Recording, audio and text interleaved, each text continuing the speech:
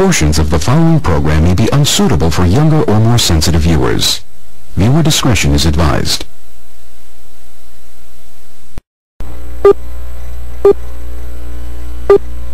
Remember, the enemy has only images and illusions, behind which he hides his true motives. Destroy the image, and you will break the enemy. I'm here to tell you tonight that the businessmen, the mayor of this city, the police commissioner of this city, and everybody in the white power structure of this city must take a responsibility for everything. Can you feel it? Can you feel it? Luther and I, and everyone in this arena tonight, are unified by the same great American values. We're proud of our country. We respect our flag.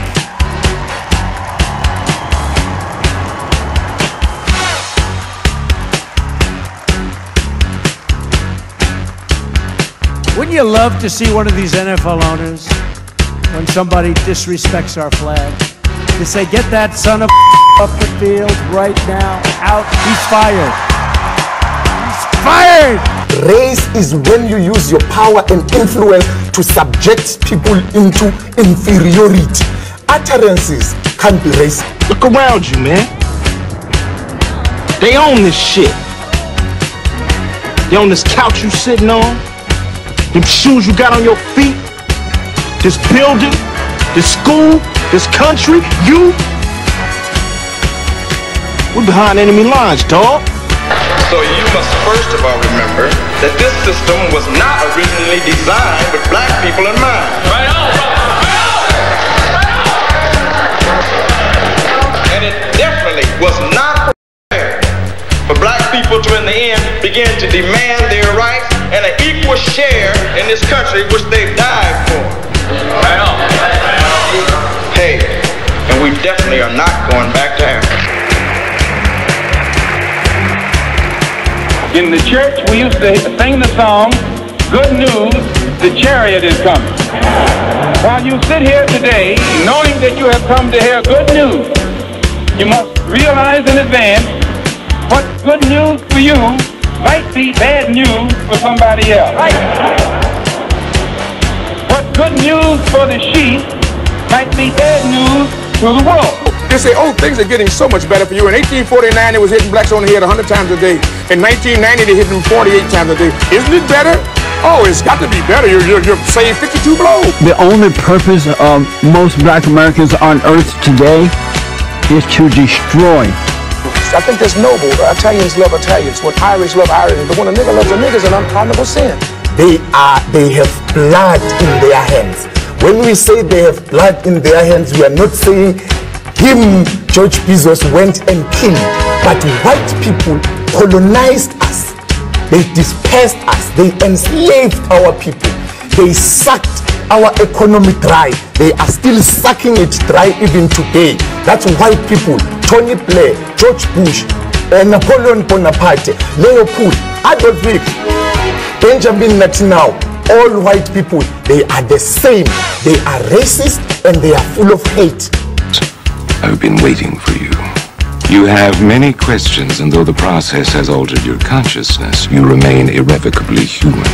Ergo, some of my answers you will understand, and some of them you will not.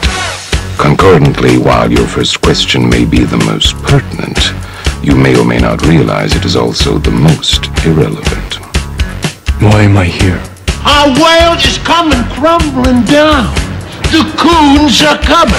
You got to understand that white America has an uncanny way of making the victim the victimizer. Excuse me, master, for putting my head in the way of your club. Not that your club is brutalizing my head and putting hickeys on it. My head got in the way of your free swing and broke your shiny stick, and I want to apologize for that. Your life is the sum of a remainder of an unbalanced equation inherent to the programming of the Matrix. You are the eventuality of an anomaly which, despite my sincerest efforts, I have been unable to eliminate from what is otherwise a harmony of mathematical precision. While it remains a burden assiduously avoided, it is not unexpected and thus not beyond a measure of control. which has led you inexorably here. There are more connections in the human body than there are stars in the galaxy. We possess a gigantic network of information to which we have almost no access.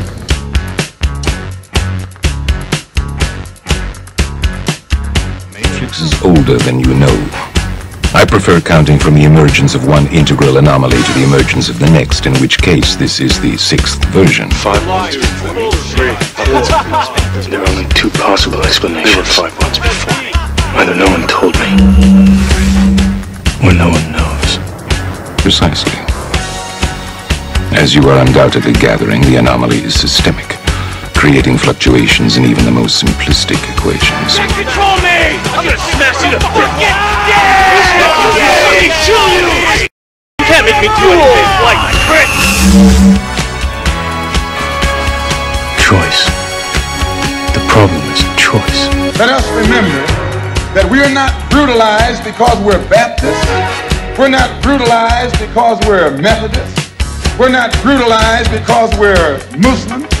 We're not brutalized because we're Catholics.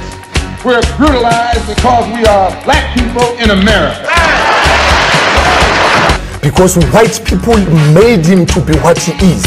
They made him to look evil, because that's their role, to make all of us black people to look evil and to hate ourselves. I can't hate. You're a nigga till you die. If you're a poor nigga, you're a poor nigga. If you're a rich nigga, you're a rich nigga. But you never stop being a nigga. And if you get to be educated, you're just an educated nigga. I'm told every day I'm on air that I'm racist because I call out racism. That is maddening to me, and I'm crying about it because it's crazy. So the Honorable Elijah Muhammad is teaching you and I and trying to tell the white man to get this powder keg out of his house. Let the black man separate from his house. Let the black man have his own house. Let the black man have his own land and his own property. I thought the bitch was white! Damn it! I thought the bitch was white! That's true. I think that white people are so guilty, knowing what they've done to black people, that they feel if the deeds were reversed, they would hate the black man if he had done the same thing to them.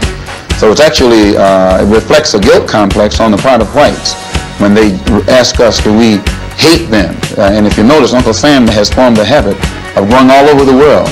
He calls it the ugly American, or the American image.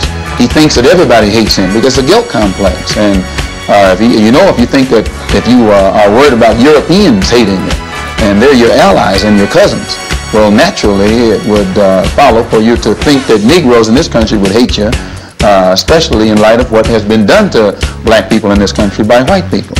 Now check it out. The white ball dominates everything, right? Knocks the shit out the yellow ball, the red ball, right? And the game's over when the white ball drives the black ball completely off the table. But you have to see that all of this is hypocrisy. I love Malcolm. Malcolm called me the Sunday that he died. I was working Basin Street East. He said, Brother Greg, you coming by today? And I said, Malcolm, I love you. And I said, I love you so much, I don't even want to take a chance to be there. He said, what do you mean, Brother Greg? I said, well, I closed tonight, Sunday night at Basin Street East. And I said, but I had my wife book me a flight into Chicago at 8 o'clock this morning. And I'm going to Chicago, and I had way beneath my salary booked me into a college about 10 miles from the airport. And I'm going to go there and speak this afternoon, and I'm going to stay there until they tell me you dead. Because I'm not going to let this government get 2 of us for the price of 1. And I'm going to call Adam Clayton Powell when I finish talking to you and beg him not to come there. Because today, the United States government is going to get you.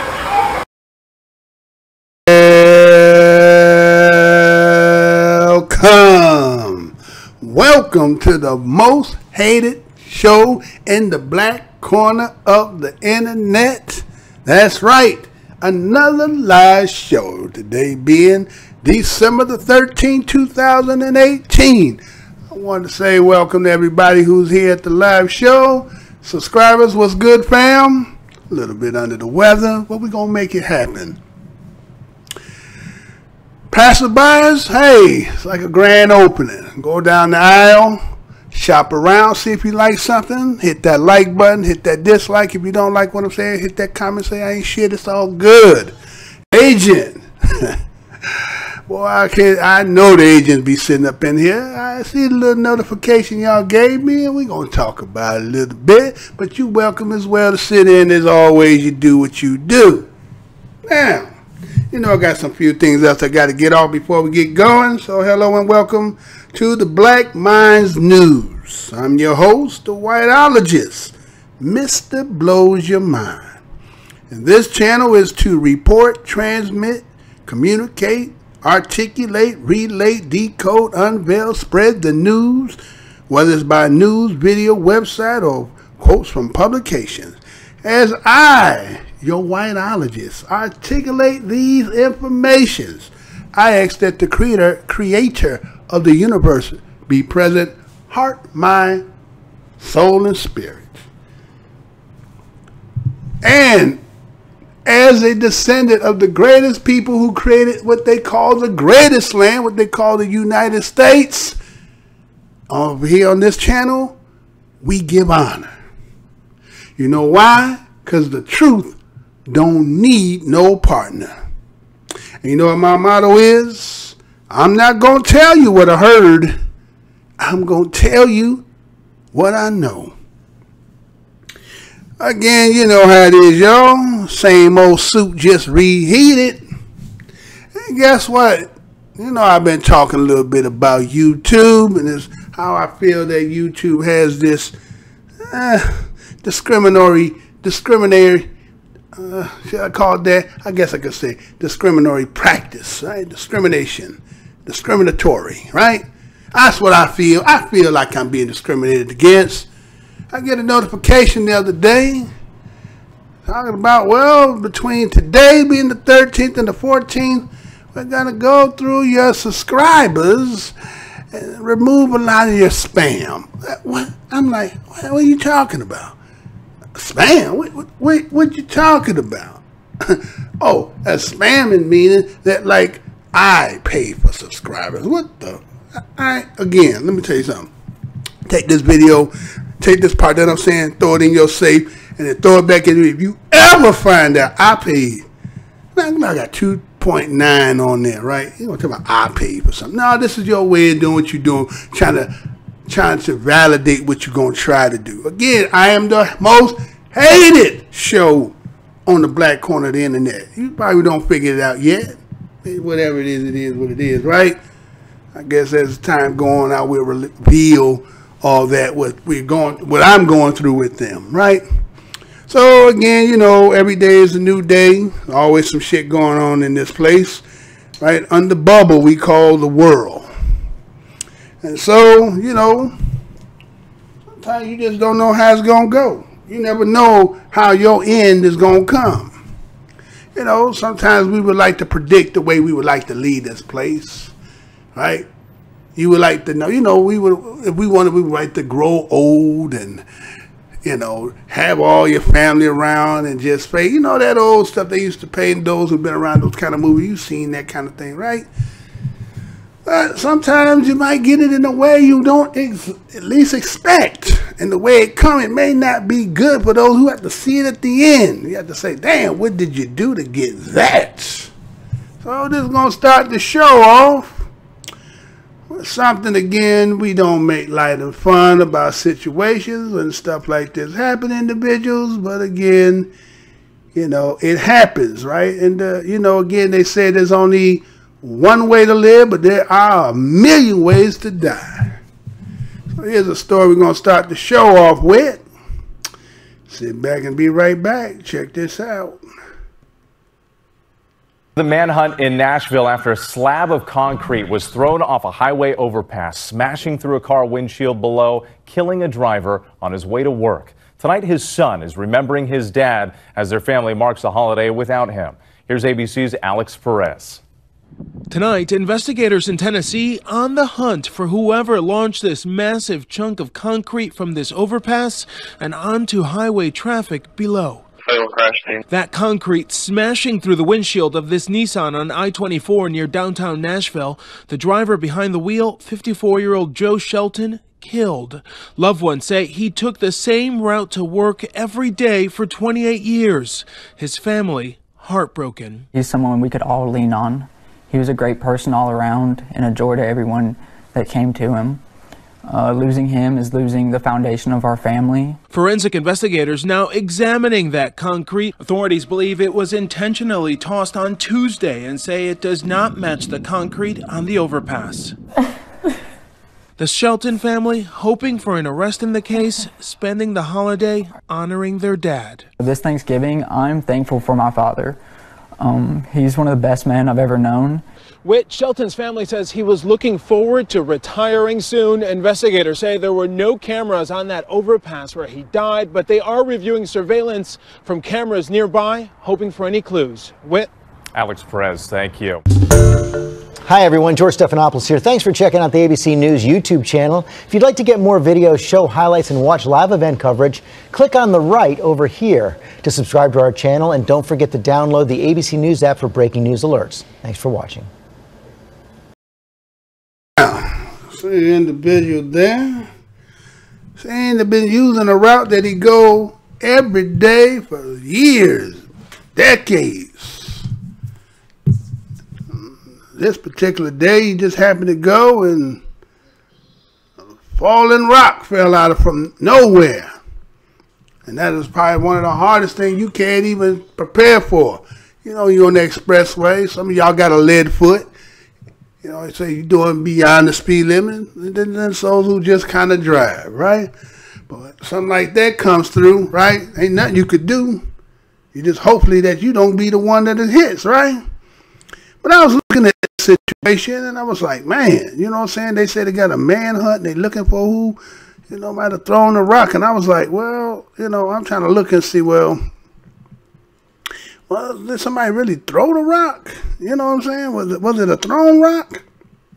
Because I'm looking at, you know, let me show how that rock, they showed that rock, right? See that rock? That's a pretty nice sized rock there, right? And for somebody to heave that, right, you have to look at from where he was coming from. Let's see if I can actually show you on the overpass where he was coming from. Let's see if I can get that to work tonight. You know how I do. You know when I start getting into it, right? Let me see what happened. Let's see, doing everything but what I'm supposed to be doing. Okay, let me do this. Hold on. So let's do this here. So let's show you this part here. All right, let me show you this here, this visual here. Right? So I even put a little diagram in there, right? You see the overpass, right? I even got a little circle up there, right? I show you, you know, from a spot coming down and hitting directly on top of there, right? Now, look at that. Look at that. That's a 1, 2, 3, 4, 5 lane.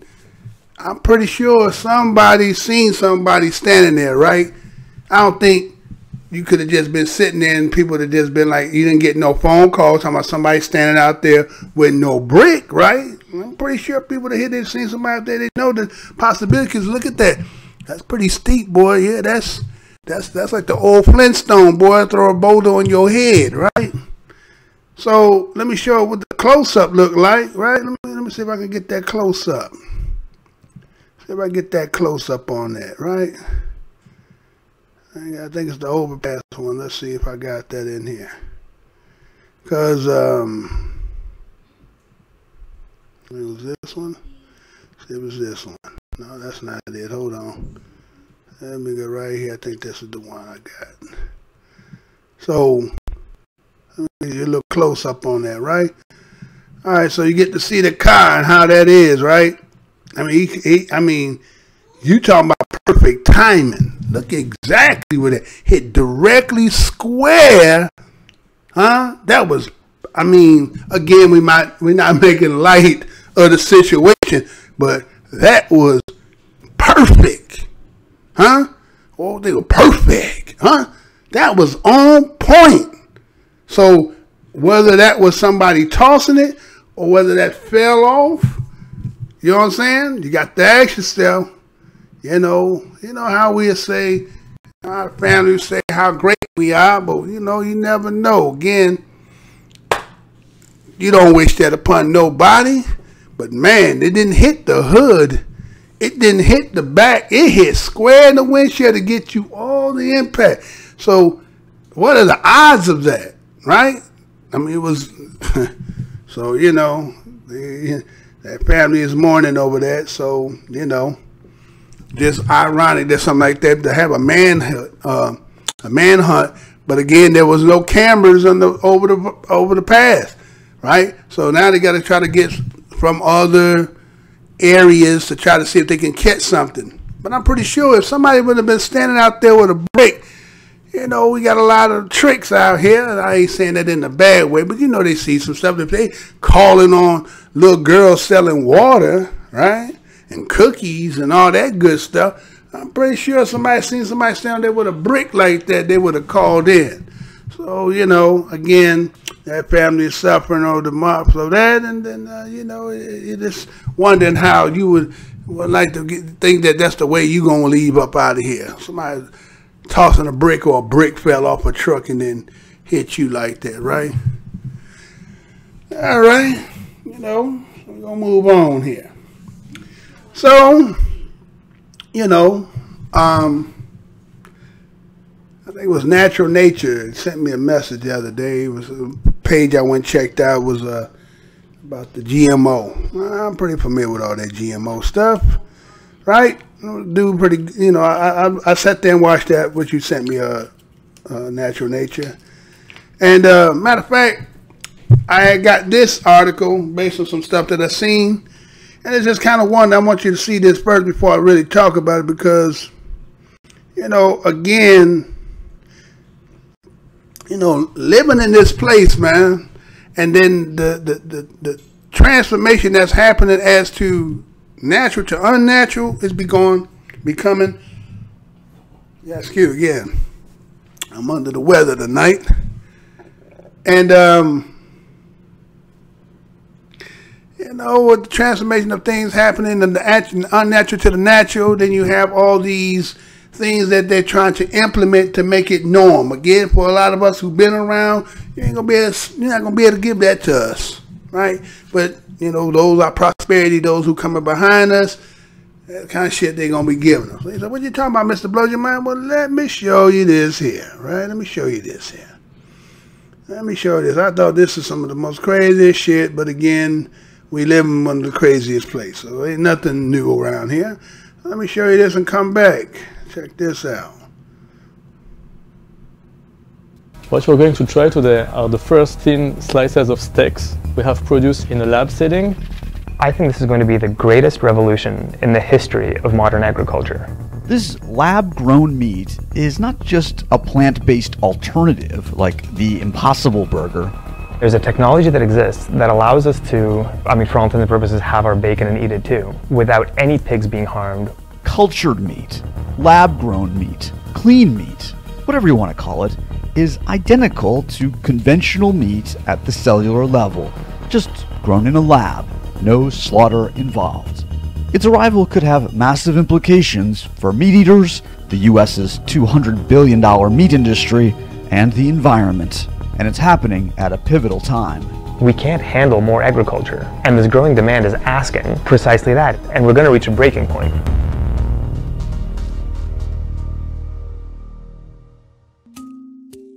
We're in San Francisco on our way to Just. This startup invited us to try its lab-grown chicken nuggets for the first time. Just started out by making vegan alternatives to animal products, like mayo and scrambled eggs. But now they're entering a new market. They're producing actual meat grown from animal cells in a lab. All right, Chef Chris, we're gonna cook up some cells. I like to call it chicken. Well, we'll see if it tastes like chicken. This is our chicken bite. Got some breading on it right now. Bam. All right.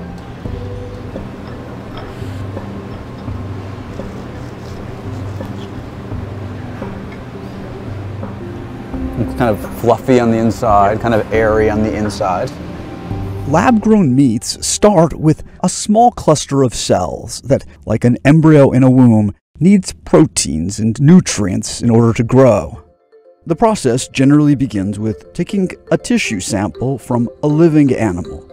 From that tissue sample, stem cells are isolated. From there, a nutrient-dense serum encourages the stem cells to multiply. Once a mass of cells is formed, it's fed with proteins that prompt the cells to differentiate into muscle and fat cells. After some time in a cultivator, a mass of cells resembling raw minced meat can be harvested and prepared. All right, Chef Chris. The moment of truth. Let's do this. Here she is.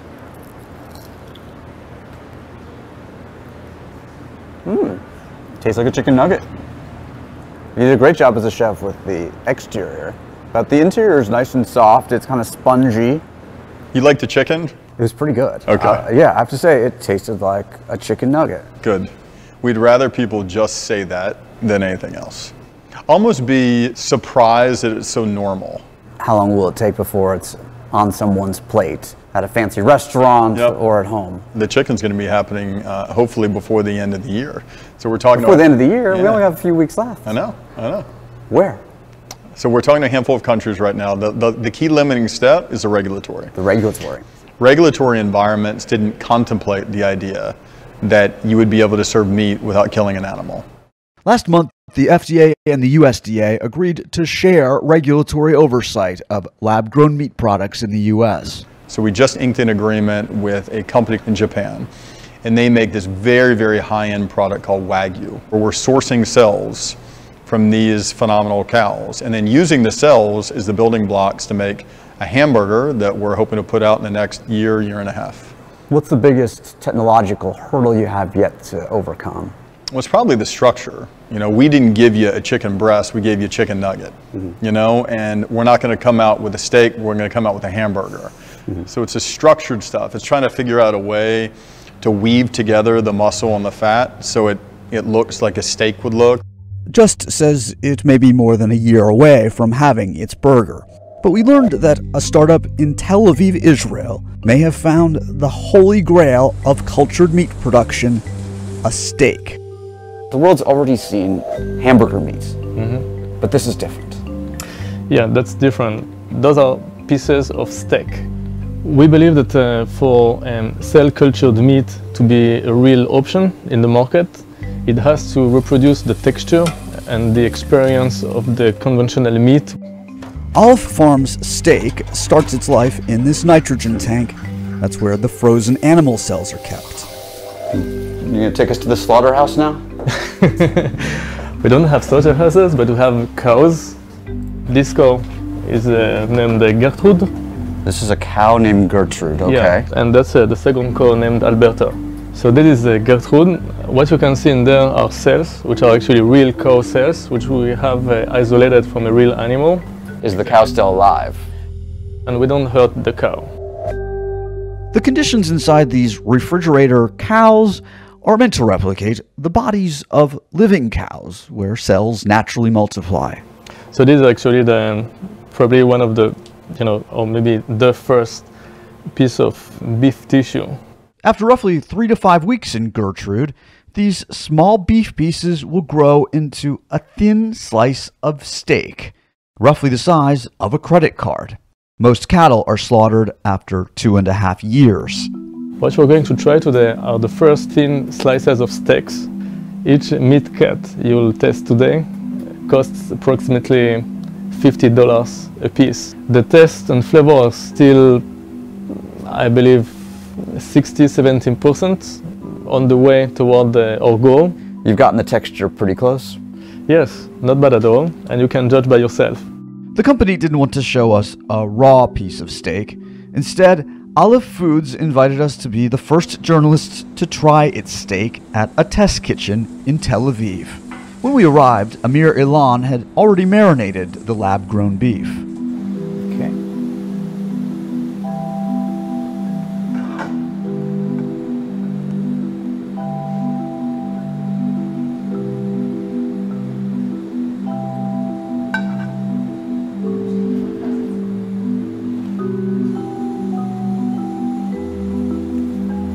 here it is. Yeah, sauteed beef with mushrooms in teriyaki demi-glace and some microgreens with truffle soy vinaigrette. This looks beautiful. Thank you, chef. My pleasure. Well, let's give it a go. It's pretty good, yeah, I have to say. It tastes pretty close to a regular steak. I'm not willing to say this is the best steak I've ever had in my life. Pretty good though, but it passes. Olive Farm says it will take at least 2 years before its product is commercially available. Back in the States, a political food fight is already underway. Jan Dutkevich is a political scientist at Johns Hopkins University. He researches industrial agriculture. Demand for meat is rising globally, but it's also completely unsustainable. We're running out of arable land on the planet. We've got a really serious climate change problem. An Oxford University study estimates that lab-grown meat could be produced with up to 96% fewer greenhouse gas emissions and 96% less water than conventional meat. If cellular agriculture delivers on its promise, which we don't know if it's going to do yet, but if the technology gets there, then I think we may be heading for something resembling the age of animal obsolescence. Tell that to the rancher out in Montana. Do you think that the meat producers are going to take this risk to their industry, their livelihoods, lying down? Producers are already up in arms. Are ranchers like yourself talking about this new cell-cultured meat? As I like to call it, fake meat. As president of the National Cattlemen's Beef Association, 100% of the places I go, that's what producers want me to talk about. There's a law that was passed in Missouri, and that law stipulates that in order to call something meat, it has to come from an actual animal. Right. Do you support that law? I do. There'll be other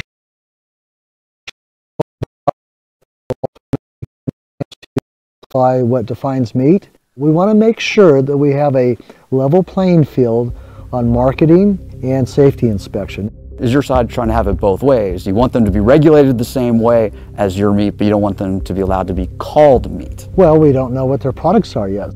We're not to where these companies are even willing to share what they're doing yet publicly. Is this going to change the world? People love meat. People eat meat almost more than anything else on the planet. If we and other companies continue to put our head down and develop sensible technology, the world will change.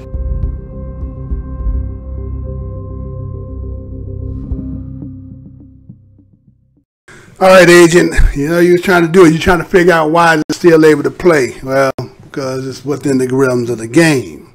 So anyway, there they go, right? Frankenfood, right? They're going to prepare you to get ready to eat the fake meat. An animal, but they're going to grow it in a lab, huh? Did you see how that looked? You know it didn't taste like shit. You know they must eat any damn thing. Only got a little salt and pepper on it, right? So,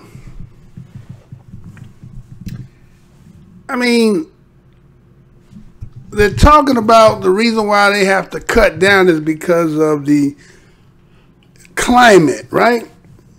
I'm talking about, you know, gas of the cows and you know, just causing a lot of catastrophe, they say, in the climate, right? So they found this way they think.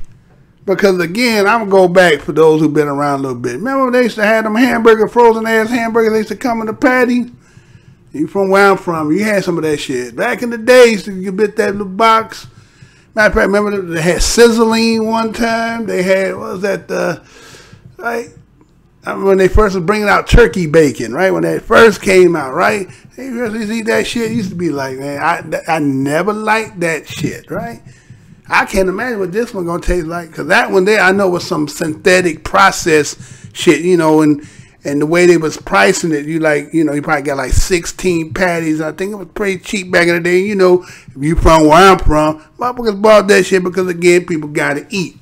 Put the shit on some bread, throw some, you know, some ketchup and mayonnaise on that motherfucker, throw some hot sauce, and these shit you eating for the day. But that shit right there, some shit coming out of a petri dish, This, told you I'm under the weather, y'all, so I ain't even read a lot tonight. But anyway, I'm going to get through this tonight. So, you know, think about that shit. I mean, let me, did y'all see that shit? I know it was kind of quick, and I know the agent was he was like wondering why this shit was able to still play, but it was in the confines of the game. You don't understand? I know that by now. So, let's look at some of the shit that they were showing. Let's look at that damn steak. He called that a damn steak, right? Look at that shit. Let's look at this. He called steak. Look at that shit. You call that a damn steak?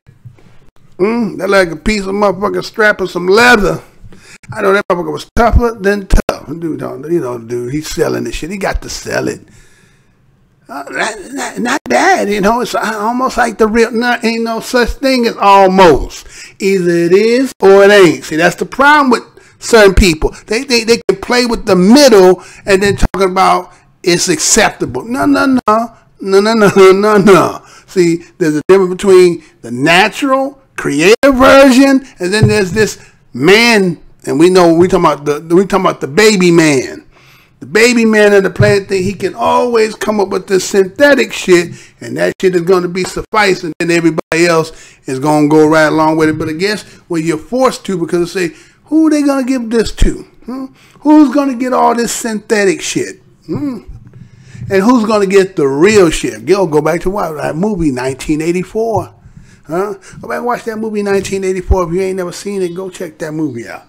Or Soylent Green, that shit, right?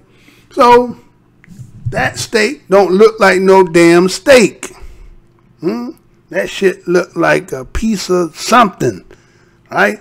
Don't know if it's edible or taste. But see, again, by it being science, the same thing what they doing with everything that they do artificial flavor, and then they say cherry flavor, banana. You know, back in the day we was coming up, go to the candy store, get some now later banana, right? That shit really wasn't no banana.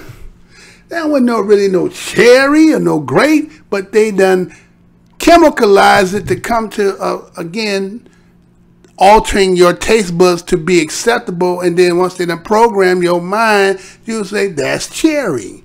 That's barbecue, right? You know, so get the chips and talk, oh, that's barbecue flavor. Ruffles with them sour cream, and you know them Ruffles and sour cream, and yeah, you remember that shit, right? And they got you going with that, right? So what about some of this? Let's look at this other shit. Now, I'm gonna say that other one for last, because you know damn well we know, right? You can't pull that on us. So let me say that's the steak, right? Now, what was that other one? He showed a hamburger. Now, look at this goddamn hamburger. Look at this goddamn hamburger. You call that a goddamn hamburger? That's a hamburger? Is that a hamburger? Looks like a hockey puck. A fried hockey puck.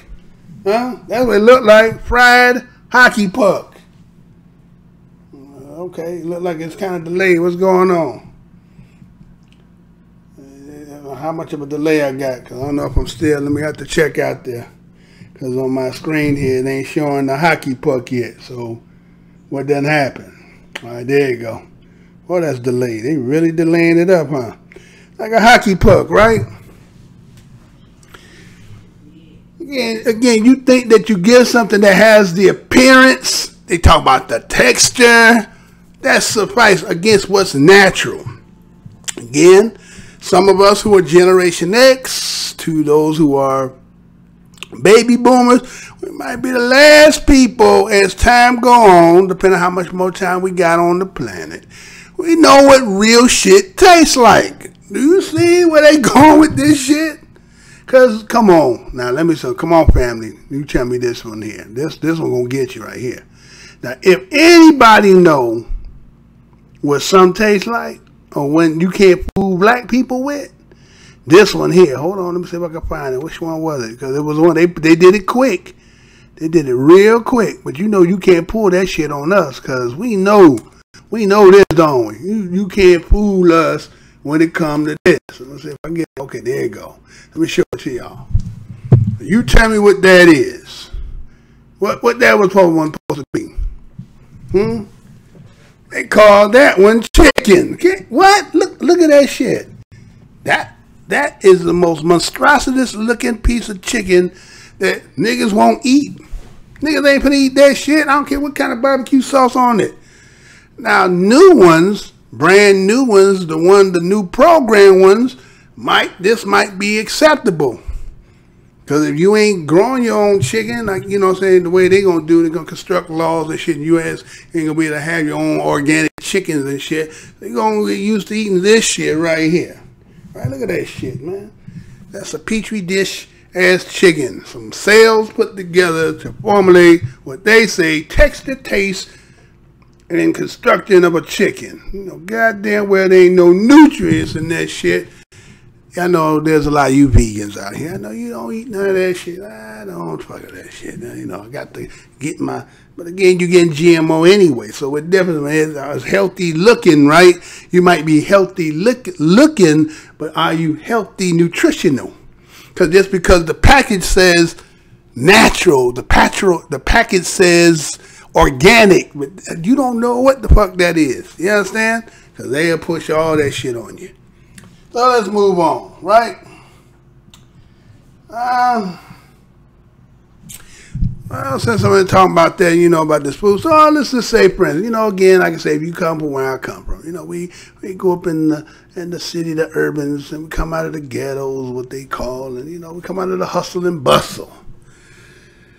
And then once around, they make some programs, right, that some of us, if we could get a chance to get the opportunity, whether you got the money or you qualify because you poor enough to get something.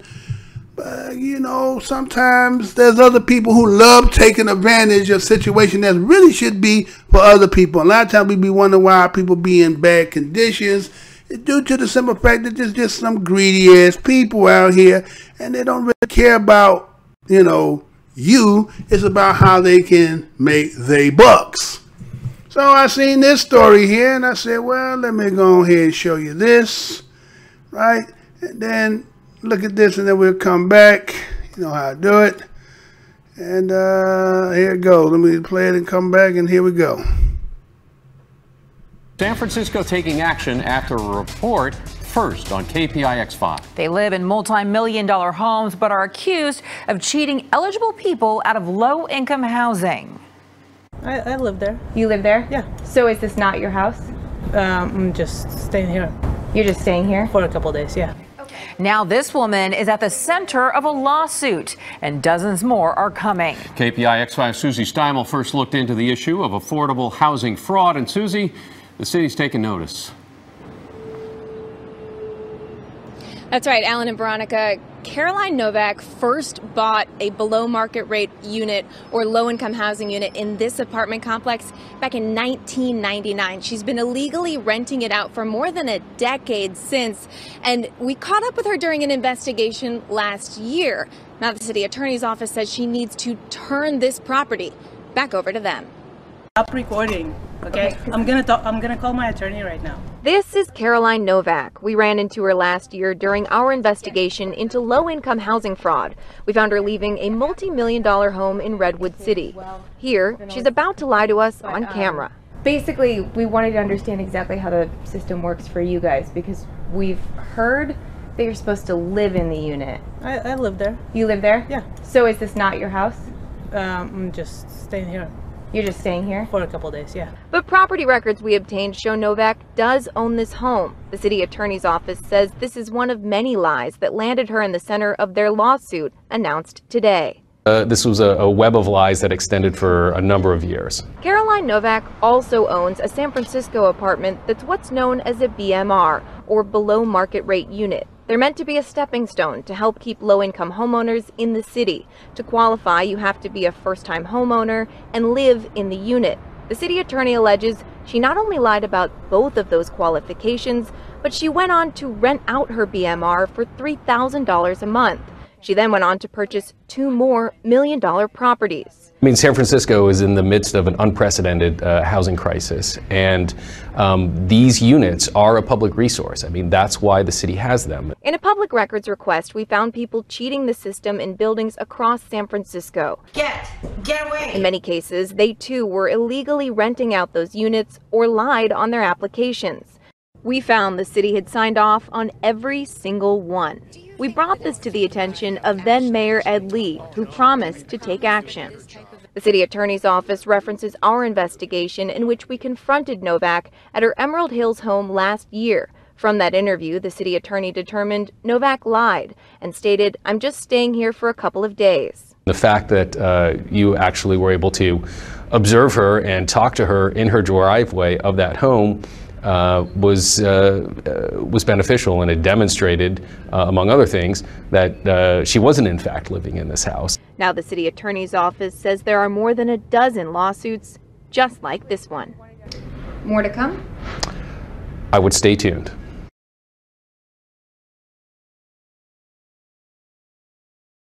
All right. So, you know, good, wholesome people, you know it's how I do. They have a program that's designed for people, people pretty much of the DOS, right? Those are the descendants of slaves. You know, every time they made a program that we were supposed to be a part of getting some kind of, you know, kickback, whether it was the Homestead Acts, right? They did actually 2 of those. And, you know, we couldn't even qualify because we had no money to release us from out of so-called emancipation, right? And then you go, it's supposed to be getting some acreage that you're giving out that the government is giving, and then a lot of us couldn't get it because we didn't even have money for the application. Always a trick bag. So here's a person who's a lawyer, a lawyer who living in a $2.8 million mansion, but seeing an opportunity that was like, why don't I go apply for some of that low-income housing? I know niggas ain't got no money to do it, but if I go in there and I fabricate on the application, and, you know, I ain't being white, I'll get it. And sure enough, you got it, and probably the people who renting is probably, well, be in San Francisco. I would just say, not San Francisco, but what about all the rest of the states? That's just one. We know why they're doing San Francisco. San Francisco got a lot of homelessness of white people, right? They're out there on that street like that, do all that drugs and shit. But we're just saying there's that pattern there. Again, a lot of people of these persuasions take advantage of shit we should have been getting, undermine and repackage it and sell it back to you. But then when we start talking about the injustices of, you know, the housing market and red line and all that, oh, no, that's, we don't do that. That's just a figure of your imagination. Oh, here's this woman here, and then they put her live and ask her right in front of the crib. You know what a lawyer do. The lawyer got to be good at lying.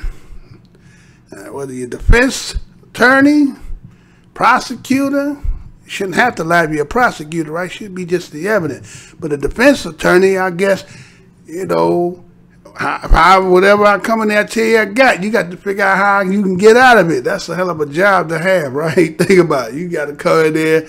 Somebody will tell, yes, I killed motherfucker Kircher. And you got to come up with a way to try to defend the shit, right? I mean, I guess whatever it pays the bills, right? You do whatever it takes to pay the bill, and you can say, well, it's just my job, right? I didn't mean anything about it. Okay, so here's a lawyer who's right on tape. They ask her right in front of our house, is this your place? No, I'm just kind of like staying here. Not knowing that they're going to go back and go into the damn records and deeds and find out that your ass own this shit, right? Now, all that shit in jeopardy, right? Well, that's what you get because you take it away from other people who wasn't designed for you.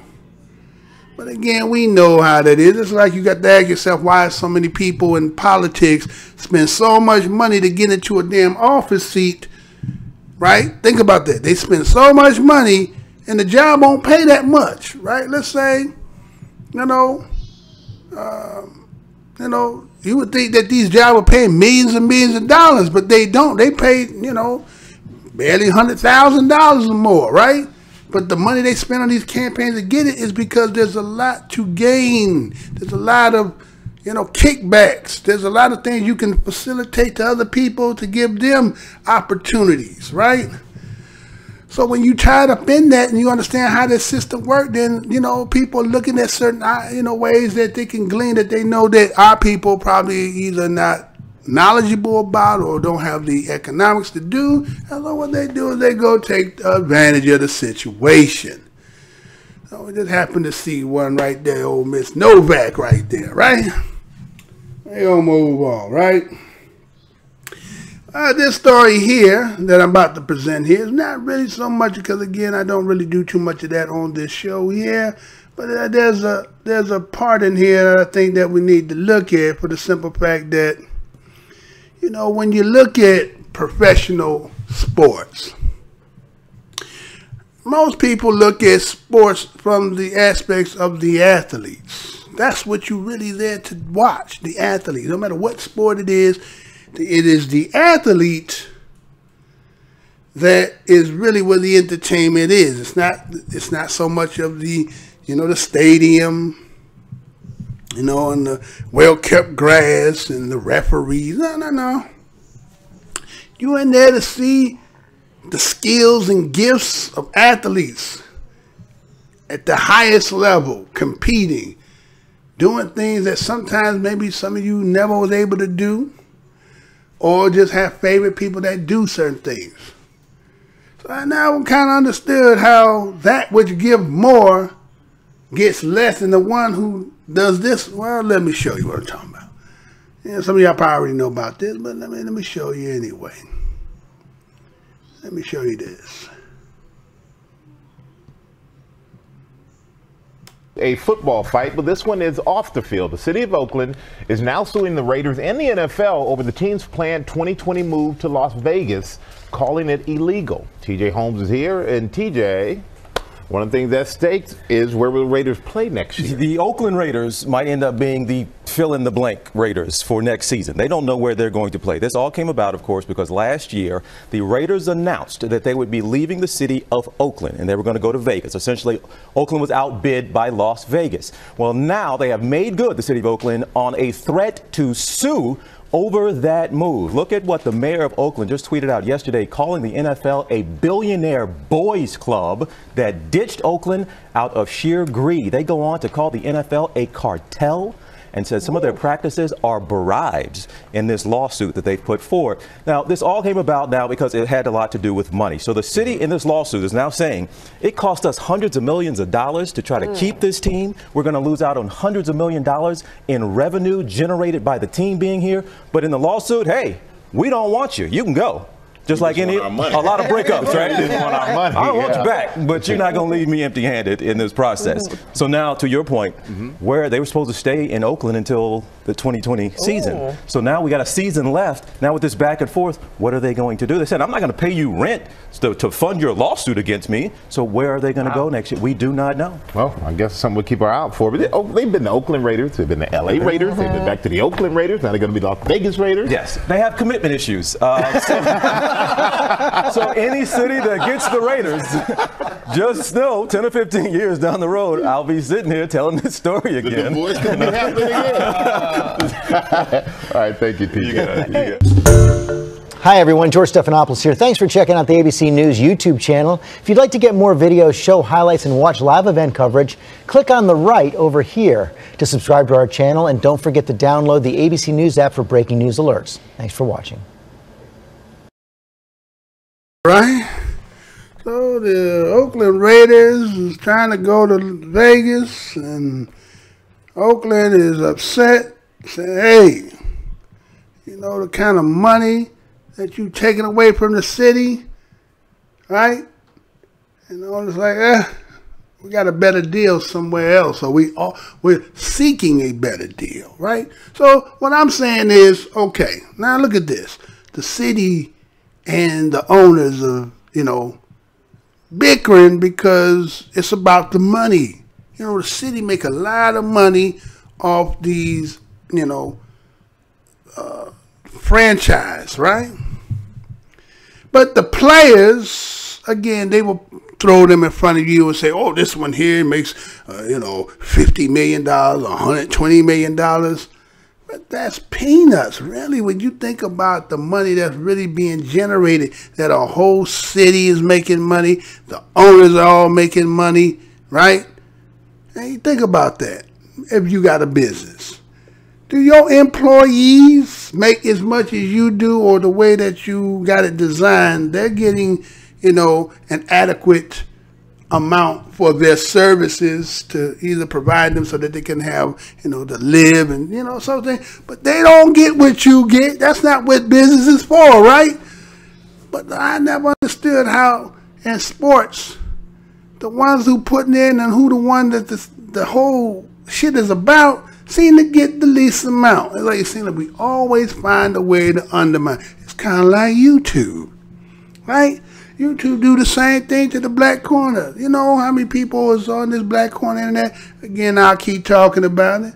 You see the people with the views, and you know some of them getting checks, and they happy to get the little checks. But again, are you getting everything that you are entitled to? See, you might see the number, right, the views and stuff like that, but do you see the exact and the fact? You don't. So kind of like the same thing with sports. You know what I'm saying? You don't get to see the bottom line. You just know that you signed for negotiate with a contract, then you got to have somebody who is supposed to be representing you. He's getting a cut, and you know, a lot of money being exchanged in hand when really the sport is about you. You know, I think that's why some people don't never look at the fact that they say, well, why don't you just make your own leaders, because it's too big, too much money, and there will be stipulation to prohibit them from even trying that. You know, a lot of people talk about, well, you know, if we black, we could just make our own. No. He knows how much money that is. And he'd be damned to let that money go away. You know what I'm saying? That'd be some lot of, whoever be the one to try to start that, boy, that'd be some, you know, assassination ship happening, right? You know how that go. But I just wanted to bring that because, again, I just looked at the fact that it's not so much about what they talking about there. I'm just looking at the other implications of how athletes, which is, okay, like the NFL is, shit, what, 80%? Black, 80, 90% black, just like the NBA and so forth, right? But they're meager. There's a couple that you can prop up and say they are doing well, but really, if you was to get the bottom line and then compare it to everybody, you would realize that, man, y'all ain't really making the money like they make. Like they say, the good old boys over there making that good money, right? But, you know, that's how it work, right? Right, YouTube? Same thing here, right? Same old thing. Now, let me look and see who out here first. Let me see who all in the house. You know, I got to look out here. I got a couple people in the house. I'm surprised to see anybody in here. I got Kabir in the house. What's good, bruh? What's good, Natural Nature in the house? LaFord Thomas in the house. Who else I got in the house? Those ones I see so far. Okay, so that's good. Glad you brothers is in the house. Being patrons, by at least participating. Hit that like button or dislike or whatever you want to do. It's all good with me. Let me read a couple of these comments, though. It says, sell your meat. That's right, man. The motherfuckers is going to make some sell meat. Huh?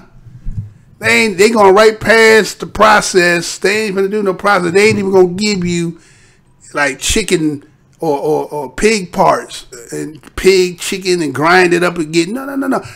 We just going to take the cells from an animal. I'm going to put it in a petri dish and you're going to call it this and you're going to like it. You're going to learn what the old saying was, you're going to like it and you're going to learn to like it, right? That's what they tell you. You're going to like it and you're going to learn to like it. So, you know, those of us been around for a while, we know we ain't cool. What? You ain't going to give us none of that.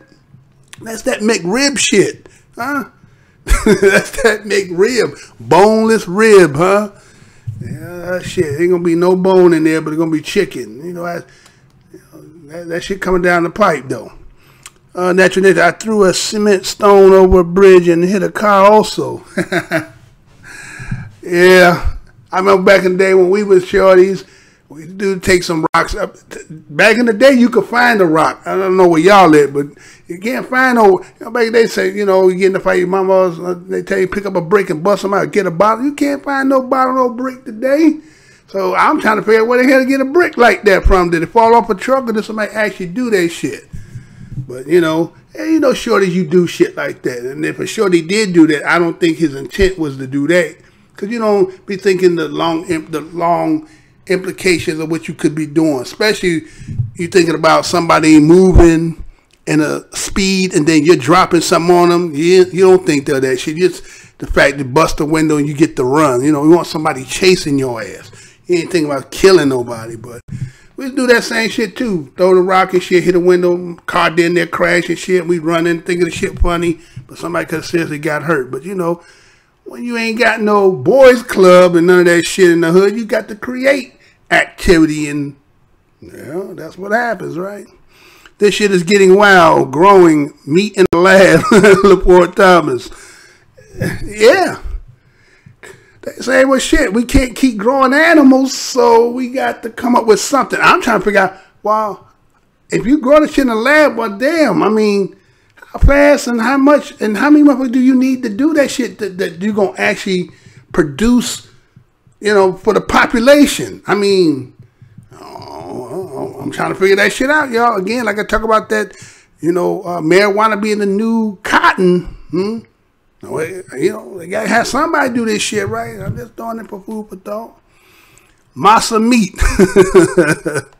That's right, you're going to get that shit, the earthy, unlooking chicken.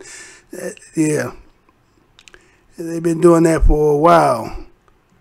There's so much meat on sale. Yeah, a lot of that shit is that clone. They see that clone ass meat we eating in there. And that's tonight. Matter of fact, that's what I did, man. I ate some shit, right? I ate some motherfucking, I had made a hamburger the other night. Boy, that motherfucker ain't been sitting right all day. I'm like, God damn, man. Fuck around and put that clone in my ass, and my body is rejecting that shit. I know y'all ain't supposed to be eating that shit, but I did. And I found something under the weather because I'm fighting that shit. You know what I'm saying? I'm sweating and shit, but I'm going to be all right. I've been there, done that, right? But that shit is what they doing. That's that bullshit. See, they going to give you the bullshit, but again, like I said, 1984 was when they was getting all the good shit, and then they giving the lumpen proletarians, you get all the bullshit, right? And that's what you going to get. How your brother Ebony Cameron, how you doing? I'm good. I'm hanging in there because, again, like I just said, I done fucked around, ate this fucking beef, and that motherfucker just was not good, and kind of probably some GMO clone shit, and now my body like, the fuck is that, right? And so I'm just, old school. I ain't want to fucking run to no motherfucking hospital no quick either, you know what I'm saying? Go in there, don't come out, you know what I'm saying? Go in there for something and they won't come out. You know how they doing it. You fit something, and that's what that shit going to with this technology. You come in there, your shit registered as some motherfucker who needs some part. Shit go in there with the motherfucking hiccups and don't come out of there with nothing. You get what I'm saying? So let's move on to the show, y'all. Let me move on. I'll get off on to something else. All right, so this here is something. This one here is tripped out. This story here I found today that, they always talk about black on black crime, right? And then we talk about how, disproportionately how the police always, it has that dichotomy where sometimes police try to justify what they're doing, and then we say the wrongness they do to us. Oh, have you ever seen this one before? Have you seen this one before? This one gonna trip you out. Let me show you this and be right back. New details are emerging about that shockingly violent incident where one Ontario police officer shot another yesterday, leaving the officer with critical injuries. Investigators are very quiet on what sparked the shooting, but we are learning more about the two officers involved. And John Northcott is on that story this morning. John. Yeah, good morning, Heather. This really is remarkable, perhaps unprecedented in the annals of police history in this country anyway. Two officers involved in a shooting in which one of the officers ended up getting shot multiple times. All of this happening shortly after noon yesterday in the Niagara region. This is just We'll show you there on the map. There it is in relation to Toronto, Hamilton, St. Catharines, a rural area. They were investigating a traffic accident that happened a few days before. 2 veteran officers, one a sergeant, one a constable, both on the force for decades. And there was, according to investigators, some kind of altercation that broke out between the 2 men, and shots were fired. The Special Investigations Unit looking into this, as they do all police-involved shootings, often involving members of the public, but in this case, this is a blue on blue, if you want to define it that way. And here is what they are saying. Understanding what transpired and the relationship between the officers is part of the SIU's investigation. I can only tell you that there was an altercation and a firearm was discharged and 1 officer was struck. The SIU has to conduct a full and thorough investigation. At the end of the investigation, the SIU director will determine if there are reasonable grounds to lay charges or not. The officer who was shot, we understand the injuries believed to be in stable but critical condition, effectively, when shot, taken and fighting for his life, taken in an air ambulance to a hospital in Hamilton where he is being treated. I can also tell you that he is a 28-year veteran. He is 52 years old, and we understand that the officer shot in this case, according to multiple reports, suggestions that he has been, in fact, docked hundreds of hours of pay for a variety of discreditable conduct over the course of his career. Heather. One of the things that struck me in this, John, the size of the investigating team, 8 SIU officers and 3 other forensic investigators. They've been assigned to this case, so it's really a full court press, as you might say. Where do things go from here? Yeah, I mean, the SIU is pretty thorough when they approach anything, and they do put a lot of personnel on the case. This is what the Niagara Police are saying over this. The investigation is in the hands of the Special Investigations Unit. In the spirit of transparency, I've asked the Ontario Provincial Police to determine if there is any criminal culpability outside of the SIU's scope. Now, worth looking at that because, again, this is the implication there that while there is an investigation into the shooting itself by the SIU, as they do in all these cases, there is a further investigation that could potentially take place, again by the OPP, an outside police force, into whether there was anything surrounding the relationship or any exacerbating factors separate and distinct from the shooting incident that might have led to this. And that is the mystery, and that may be where we get a few more answers. Heather? Thank you very much. Okay. John Northcott. That was, and excuse me, ladies, if I say this, that was who had the biggest. That was who had the big one, right? That's what it was, right? 2 police officers get into an altercation. They at work too. So this was some stuff that, you know what I'm saying, it was mano a mano. It was some man stuff, right? I did like whole Western movie, drawing the guns, right? So if officers could do that to officers, then, you know, again, what about on the other side when we talk about the injustice that be happening to us? See, no one wants to evaluate the fact of the psychology of police officers. Nobody wants to talk about that. They all saying that everybody on the other side of that, there's something wrong with you. But they're sane and good and sound minded. No. They got a lot of problems. They got marital problems. You know what I'm saying? There's a lot of domestic shit that be going on. And so again, you see here, there's some gun smoke, huh? That motherfucker pulled the gun out like James Weston gun smoke, huh? That's what they did. So it's like, what kind of shit is that, huh? This place getting crazy by the day. You don't hear that. Normally, if they're going to do some shit like that, at least according to stuff I have read over the years, they talk about, well, matter of fact, when Laquan McDonald, remember I did that story where I talking about the woman that was testifying? And she was talking about she can't trust them because they'll get her in a situation and then they either won't help her or they'll set up and they'll kill her and make it look like somebody else did it. So when they got that kind of beef with you, they'll do that kind of shit. But this case here, my man just went to pull the gun. Matter of fact, I even got the article, again, like I said, because a little bit on the weather. I'll go ahead and read the article so you can hear a little bit more of that. It's a short one. It ain't long. So I'll go ahead and play that. You can hear that. So let me do this and then finish it off.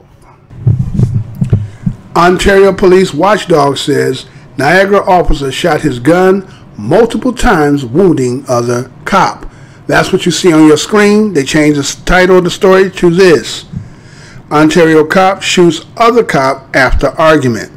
Police haven't confirmed what the argument which resulted in one of their officers shooting another, was about. This was done November 30th, 2018, in the crime, and this is how it read. An Ontario cop was shot multiple times by a fellow police officer after an argument between the two became violent. The Ontario Special Investigative Unit is investigating the shooting of the Niagara Regional Police Officer. The incident happened earlier this week in a location just southwest of St. Catharines. In a press release, the SIU wrote that Niagara Regional Police Service officers were in the area of Eppingen Street and Roland Road to investigate a collision that had occurred days prior. Around noon, two of the officers became involved in an altercation, reads the report. One officer discharged his firearm multiple times and the other officer was struck. The officer who was struck was transported to hospital where he is in stable condition.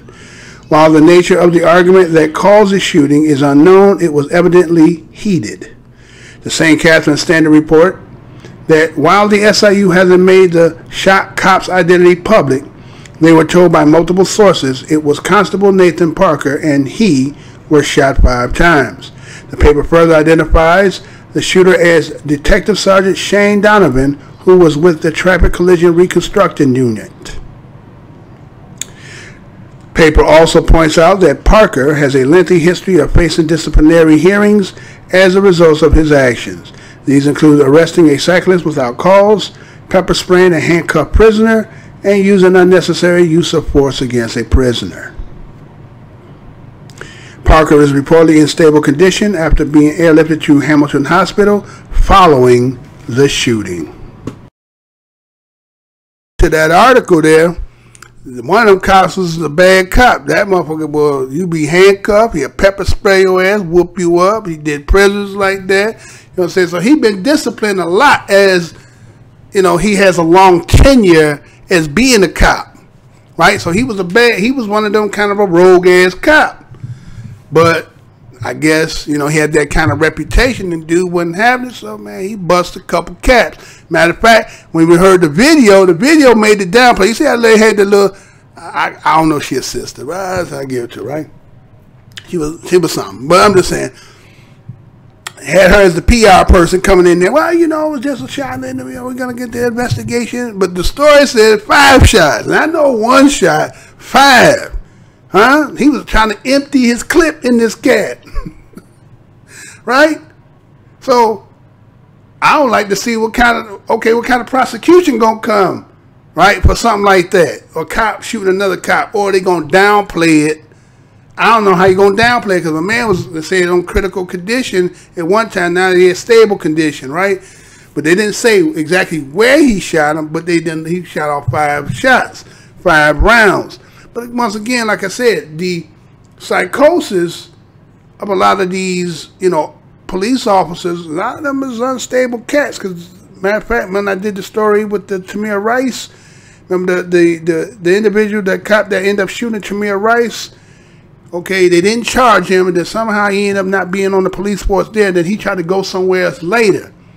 And then the story talked about how he couldn't even do he didn't have the mental capacity to even do the training for being at the gun range and none of that. And so they said he was too unstable. So if he was unstable then, he must have been too unstable then, because again, when they go back to the Tamir Rice story, jumped right out the car, just stopped busting, even though, you know, he had the gun. I'm thinking, if I'm a cop, I'm just hypothetical, I'm gonna say, if I'm a motherfucking cop and we got a call, you know what I'm saying, and they got a gun, and say, well, according to when they played the call, the person did say there was a shorty. So okay, we coming up on it. Okay, we ain't got to write up on it. You know what I'm saying? You know what I'm saying? They wrote right up on it, or right up on them, and then it comes right out drawing and gussing. Boom! None of that. You could have made some distance where it could have been kind of evaluating, and you know, shit. You gotta. I know where y'all from. You know, I'm supposed to get on that goddamn speaker, right? You know that shit. They be loud. They do that shit, right? I could have did that. You know, put their hand down. You know, sure, we don't want to shoot you or whatever it might be. No, he just came out. That dude was unstable, and so that's right here. It was to a pissing match, right? About some shit. Motherfuckers say, fuck it, I got a gun, you got a gun, you got a rep, I got a rep. Let it loose, and there it is, right? All right, so we're going to move on from that. Now, this story here, I looked at this for the simple fact that, again, okay, so you got the, you had the Bill Cosby situation, right? We done had some other situations where we see this, but again, like the other night, I did the story with the white kid that was talking about he's tired of people talking about white privilege and all that stuff. A child like that's not real, right? Well, I like to see one of us, not one of massive boys, but I'm talking about, the average, they say average Joe, white cat. What do you say for brothers? I don't know. Well, I'll come over to term eventually. But I just say, can we see something like this happening? If you don't, are you not connected to making massive some money? See, if you can make massive some money, they will always find ways, to make that turn. But if you just regular motherfucker, can this happen to you? Let's see. The University of Texas at Dallas banned the former Baylor frat president who was enrolled there and who was just cleared of rape charges this week. The rape counts against Jacob Anderson were dropped Monday when a judge approved the plea deal offered by prosecutors. UTD says Anderson has been a student there for 2 years, but he and his background were apparently not on anyone's radar there until this week's news coverage of his case. Fox 4's Allison Harris is at UTD with more on the action the college took. Allison. Heather, Anderson was kicked out of Baylor after this incident, and he has been here at UT Dallas ever since. But as you said, a lot of people here did not know that until this plea bargain. We talked to a student who started a petition to have him removed as a student, and she says that the president's response to that petition is a win tonight. Anxiety and anger for the most part, because Kelsey Casto started the online petition that received more than 20,000 signatures to remove former Baylor fraternity president and accused rapist Jacob Anderson as a student at UT Dallas, or as the petition language stated, quote, remove Jacob Anderson from this new potential hunting ground. Every hour it just kept multiplying and going up and going up. 23-year-old Anderson from Garland was indicted on 4 counts of sexual assault for allegedly raping, choking, and leaving a woman unconscious at an off-campus frat party in 2016. This was at a time when the Baylor sex assault scandal involving the football program was front-page news. But this week, a judge approved the plea deal offered by the McLennan County District Attorney. The rape charges were dropped in exchange for Anderson's no-contest plea to a lesser charge of unlawful restraint. The DA says it stands by the deal and believes it achieved the best result with the evidence. Anderson will be on deferred probation for 3 years. He's now a week away from graduating with a finance degree from UT Dallas, and despite the petition, he will still be getting that degree, but nothing more from the university. In a statement Wednesday, President Richard Benson stated in part, 2 years ago, we admitted a student without knowing their legal history.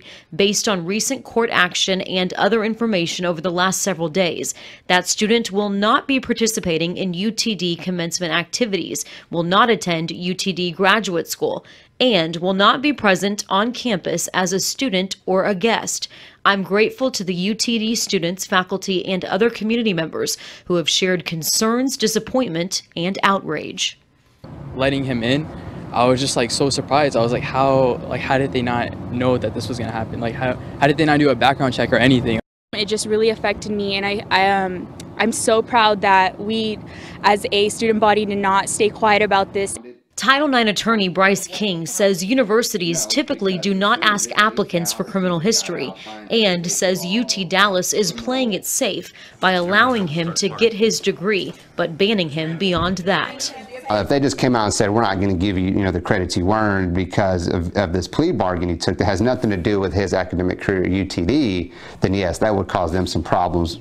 We got our request. He will not walk with us. He's no longer welcome on campus. It's more than we could have asked for, and we're very, very excited about it.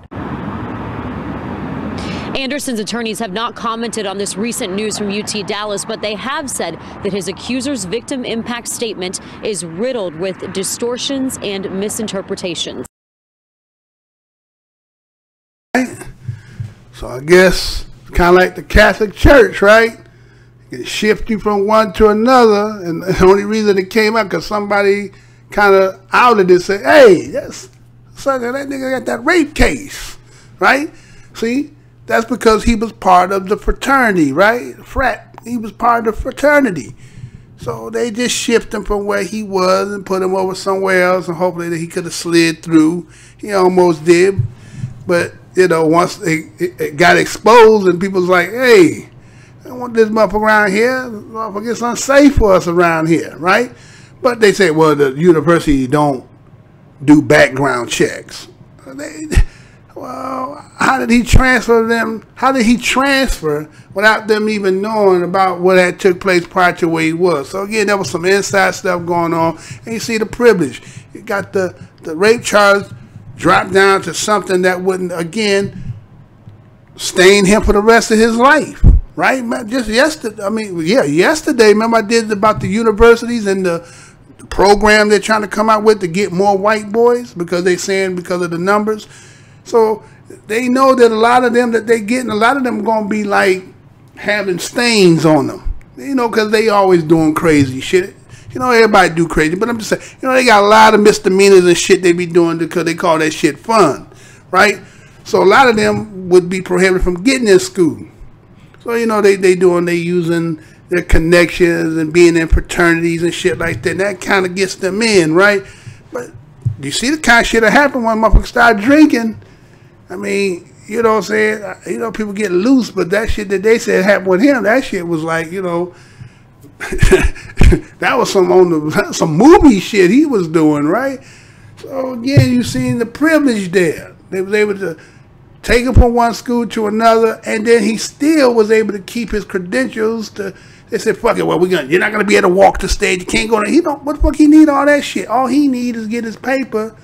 He's not gonna be stigmatized with that rape because he would be now you know, that predator and all that. He would have to do that, and that would change a lot of shit. But they able to keep him intact because again, you know, that's that fraternity. That's that, you know, that was those inner workings working. You understand? And that privilege.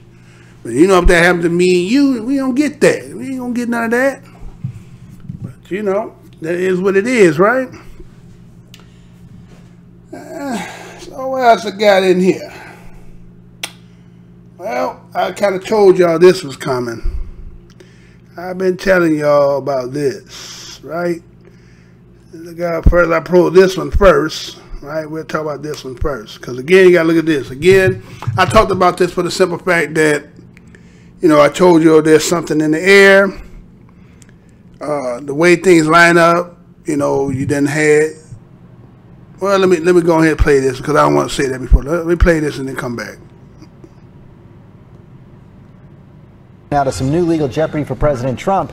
It's all tied to that 2016 hush money payment to a Playboy model just before the election. And prosecutors have now reached a plea deal with the publisher of the National Enquirer, who admitted they paid Karen McDougal $150,000 to bury her story and help elect Donald Trump. ABC's David Wright is here with the story. Good morning, David.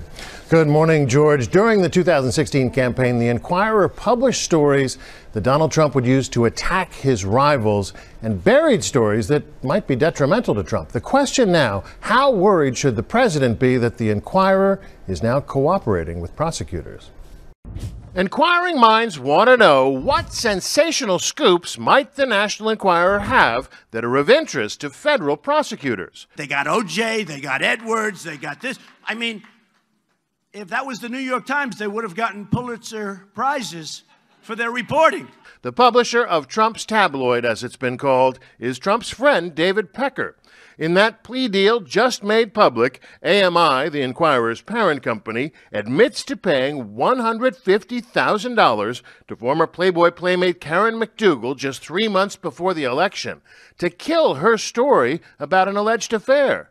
And according to new details just released in the agreement, this was done at the request of the campaign to suppress the model's story so as to prevent it from influencing the election. There were real feelings between the two of us. Prosecutors also say Pecker and AMI tipped off Trump's longtime lawyer Michael Cohen that porn star Stormy Daniels was about to go public about her alleged affair with Trump. Cohen pled guilty to paying her off. Prosecutors say all of this was part of a plan the Enquirer's publisher concocted with the candidate 2 months after Trump announced he was running for president.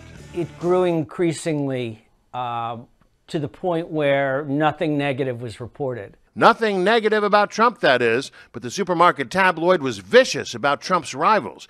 During the primaries, the Enquirer accused Ted Cruz's father of conspiring with Lee Harvey Oswald to assassinate JFK, and Trump gleefully seized on the story. I have no idea whether it was right or not. They actually have a very good record of being right, but I have absolutely no idea.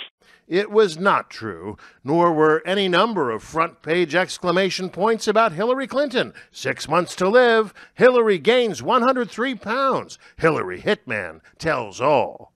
The Enquirer would be offered the most scandalous stories, and depending on the celebrity's friendship with David Pecker, those stories would either see the light of day or they'd be killed. Despite its questionable tactics, the tabloid has been right on the money on other stories. It was the first to publish that infamous monkey business photo that ultimately brought down one-time Democratic presidential hopeful Gary Hart. And perhaps most significantly, back in 2008, the paper broke the story about Democrat John Edwards and his affair with Rael Hunter, which eventually saw Edwards stand trial for alleged campaign finance violations. Well, in Trump's case, AMI tells prosecutors it knew that some of what it was doing was in violation of campaign finance laws, but they did it anyway. And this morning, the AP reports that the Enquirer actually kept a safe of damaging Trump stories. What became of that safe and what secrets might have been inside it?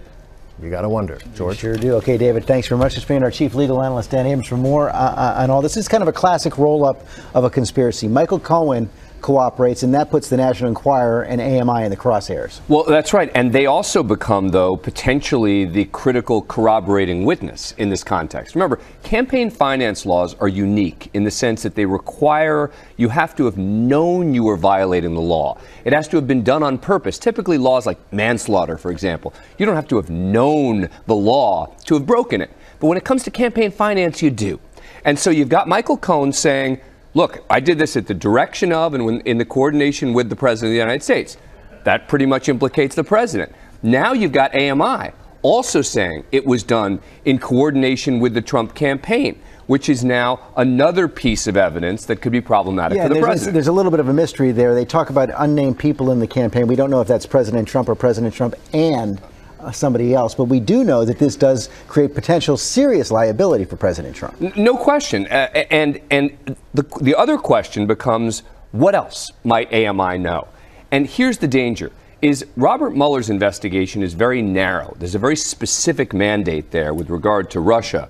The Southern District of New York, which is investigating this particular crime, which is the one that made the guilty plea with Michael Cohen, doesn't stop when Mueller stops. They're going to continue their work, and they may decide, you know what, there's more here that we found and other possible crimes. And it is interesting they chose to reveal this yesterday when Michael Cohen is sentenced. That suggests, at least, that they are not done. Well, there's no question that they're not done. But again, the Southern District doesn't finish. I mean, we talk about Mueller coming to an end at some point, right? And that's true.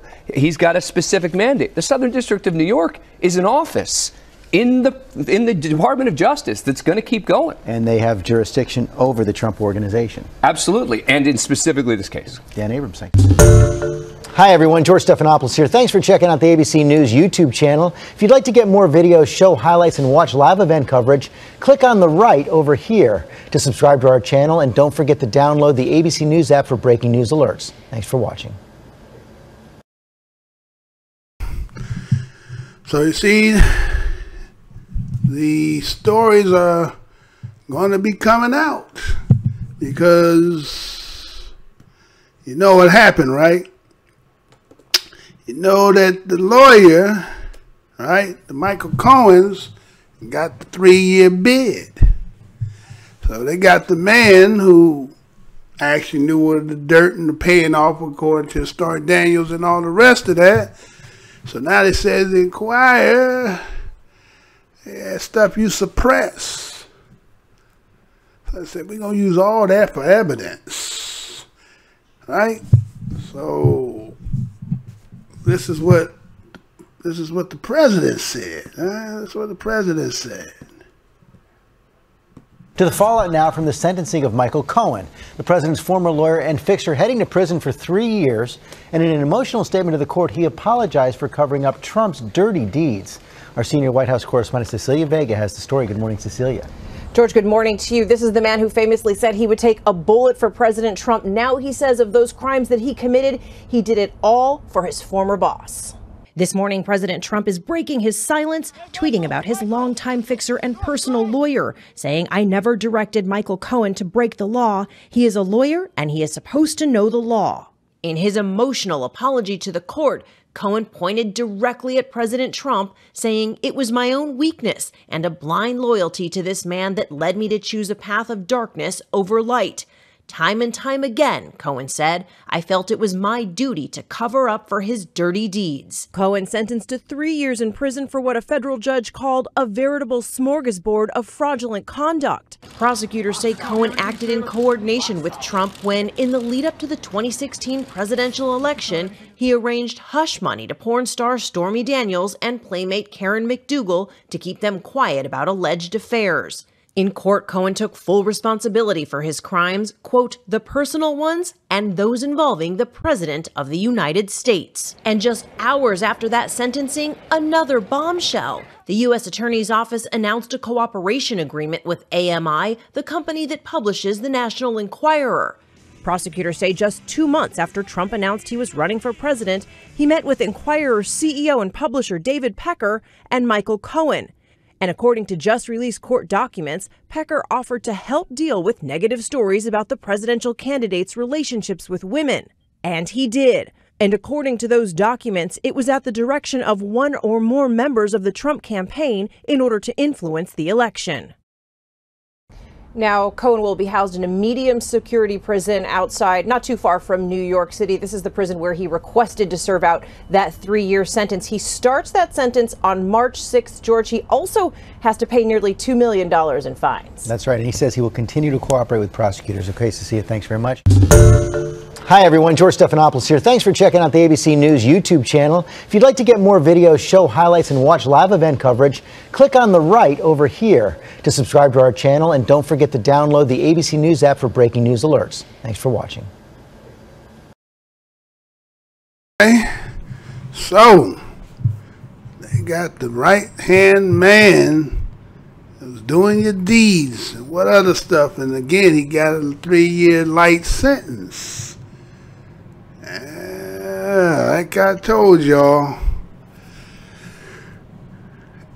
if they putting the crosshairs to come for him, is that what they leading up to? Because again, if they do, I done already told y'all, you know, they got to think about this.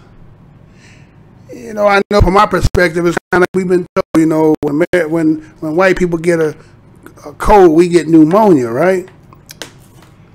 And you know, some people, they're licking their chops, right? They licking their chops like we could get them, right?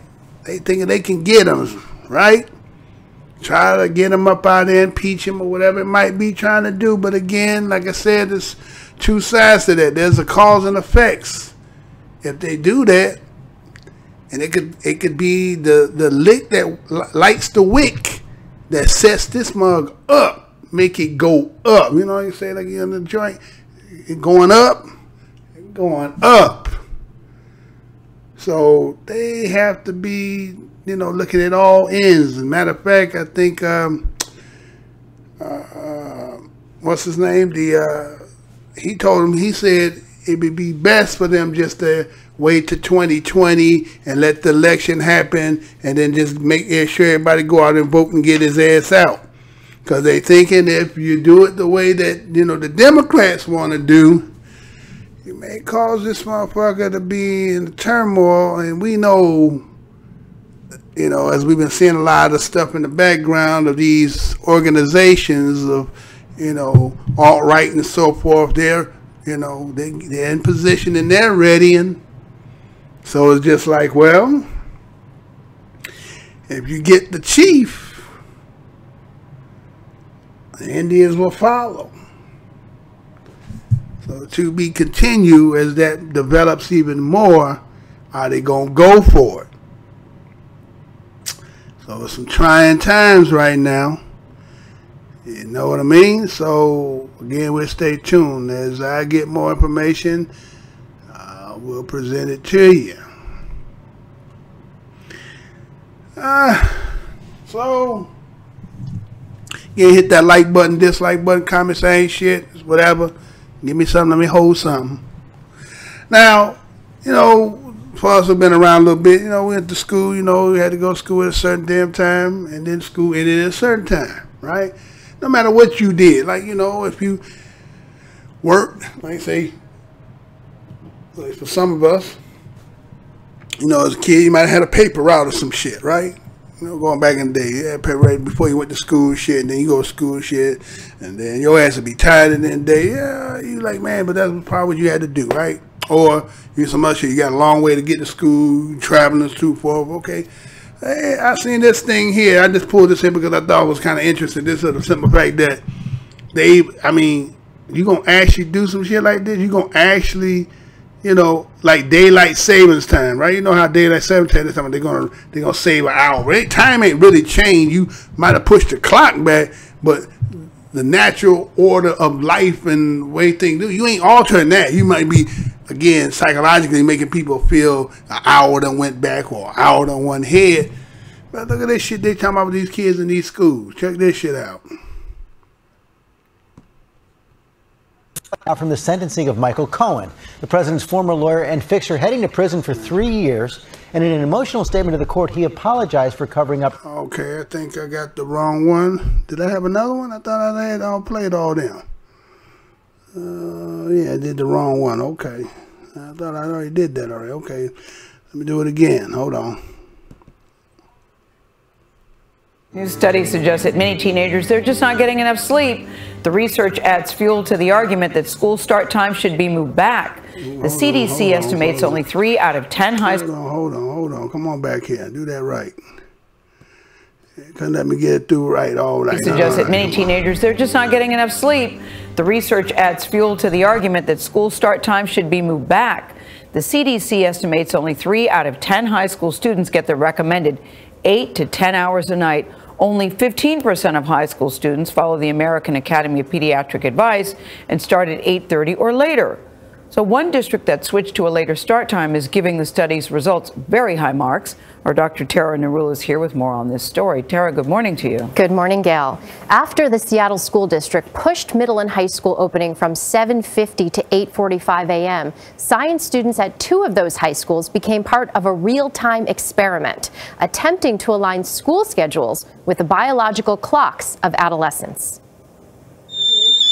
Mornings are a little easier for Hazel Ostrowski, a senior at Franklin High School in Seattle. She's able to sleep in a bit longer thanks to a later start time of 8:45, set in place by her school district 2 years ago. I think I definitely felt more awake when I had an extra hour of sleep. Hazel was one of more than 170 students who took part in a new study published Wednesday in the journal Science Advances. It found when school started later, students slept longer and their academic performance improved. I think that really helped me complete my schoolwork, but also just be more interested in what I was learning. Researchers used wrist monitors to measure how long 2 different groups of sophomores slept. One group was monitored in 2016 when school started at 7:50 a.m., and the other group in 2017 when classes began almost an hour later at 8:45 a.m. Students who started class later slept an extra 34 minutes on school nights, and their grades improved an average of 4.5%. I have seen that there are far fewer tardies and absences in first period. A.J. Katsaroff is Hazel's biology teacher. She worked with researchers on the study and saw improved student performance firsthand. I see kids are generally more engaged in the work of the classroom, so very much more willing to participate than in the past. While the study has shown positive results for students' health and academics, it did not address potentially negative impacts on their after-school activities, which now might take place after dark. When you push the time back can be kind of difficult, especially if they're outdoor activities like sports. The researchers point out that most teens simply cannot fall asleep before 11 p.m. or midnight. So even though the Seattle students are sleeping an average 34 minutes longer, they're still only getting an average of 7 hours and 24 minutes, still short of the recommended 8 to 10 hours. So why are the sleep needs of teens different than other age groups? We spoke to the lead researcher, and he said there's really this misconception that teens are just lazy. And a lot of parents think that their teens are getting enough sleep, but it's biology. And that when you hit puberty, there is a sleep-wake delay. That everything is pushed back about 2 hours. So in an ideal scenario, biologically, teens would want to go to sleep around 11 p.m. and wake up around 8. And this is because the circadian rhythm changes. There's delayed secretion of melatonin that kind of pushes you to sleep later, and you're not as sensitive to the light in the morning. There's also a change in what we call sleep pressure. So every day when you wake up, the more hours you've been awake, that kind of accumulates and builds up a drive for you to go to sleep at night. In teens, they can kind of stay up longer. That pressure is changed, and so they don't really feel as tired as soon as we would. And so the researcher really said, look, I mean, this is like asking a kid to get up at 4:30 in the morning. Asking a kid to get up at 6:30 in the morning and be alert and awake is like asking you or an adult to get up at 4:30 in the morning. So I can certainly relate. Other than the better grades. What we do. Yes, everyone else except you all. Yes. I was going to say, present company excluded. Right. Other than better grades and attendance, are there other biological benefits to this? So really, sleep impacts almost every physiologic function. And so getting more sleep means less depression and anxiety in teens, less risk for being overweight or obese and other metabolic changes, cardiovascular risk factors, also less risk for accidents, things like car accidents because of fatigue or use of stimulants like caffeine or other types of stimulant drugs. So really beneficial all the way around. And the American Academy of Pediatrics made this statement about it's a crisis. Since 2014, we've known this. The CDC has weighed in. So this is really a nice big step in that direction and something that we can do and modify. Sleep, though, is the number one way we can protect our children. But really see the difference. It's a serious issue for all ages. You should do something on morning shows, Tara. I would love to start at 8 o'clock. I know. The problem no one listens to me. I would love to start at 8 o'clock. Is anyone listening? No. This is important. It is really important. And we as adults need to take it seriously, so we lay that pattern for our children. Set an example. That's right. All right, thank you, Tara. Out of bed, you gonna push the time back. What?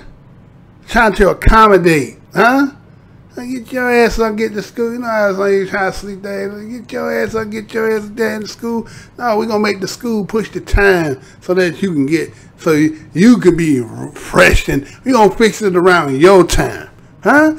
Then they used to stigmatize us with that. They used to call it CP time. Then they call it colored time. Oh, so we was always on time, huh? They got like we was late. You know, black people are always late. You know, if you say 8 o'clock, you're not supposed to say 8:30. You know, you come late.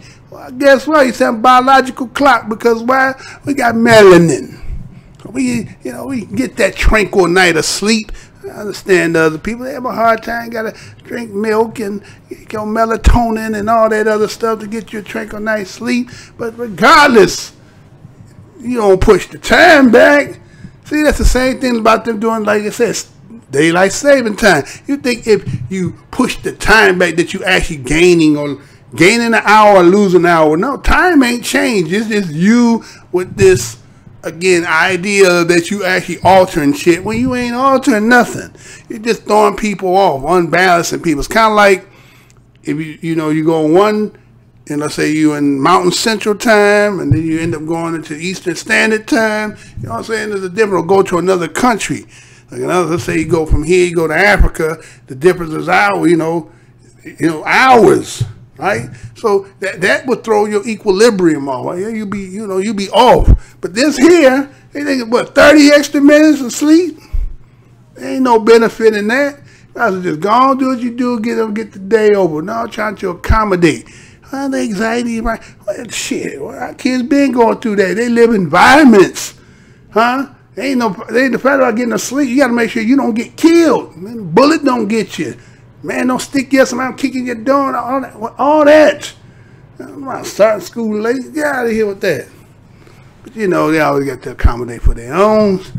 I thought it was a little interesting in that they actually would think that that would be feasible to push the time, always adjusting to fit. But it see what that ain't universal. That's not countrywide.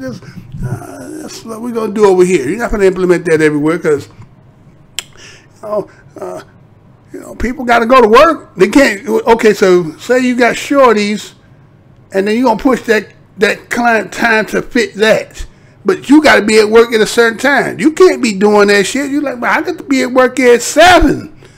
We gonna pull it? Y'all, you full of shit, huh? Right? So, you know how they do, man. See, again, they all trying to make the square peg fit in the round hole. They're always trying to pull that move, right? Let me look out here and see what's going on right quick. I got quite a few in the house. Oh, little people standing. Okay, that's good. Ain't no steak. Okay, LaForce, that shit ain't no steak, huh? All right, let me see a couple of these messages out here.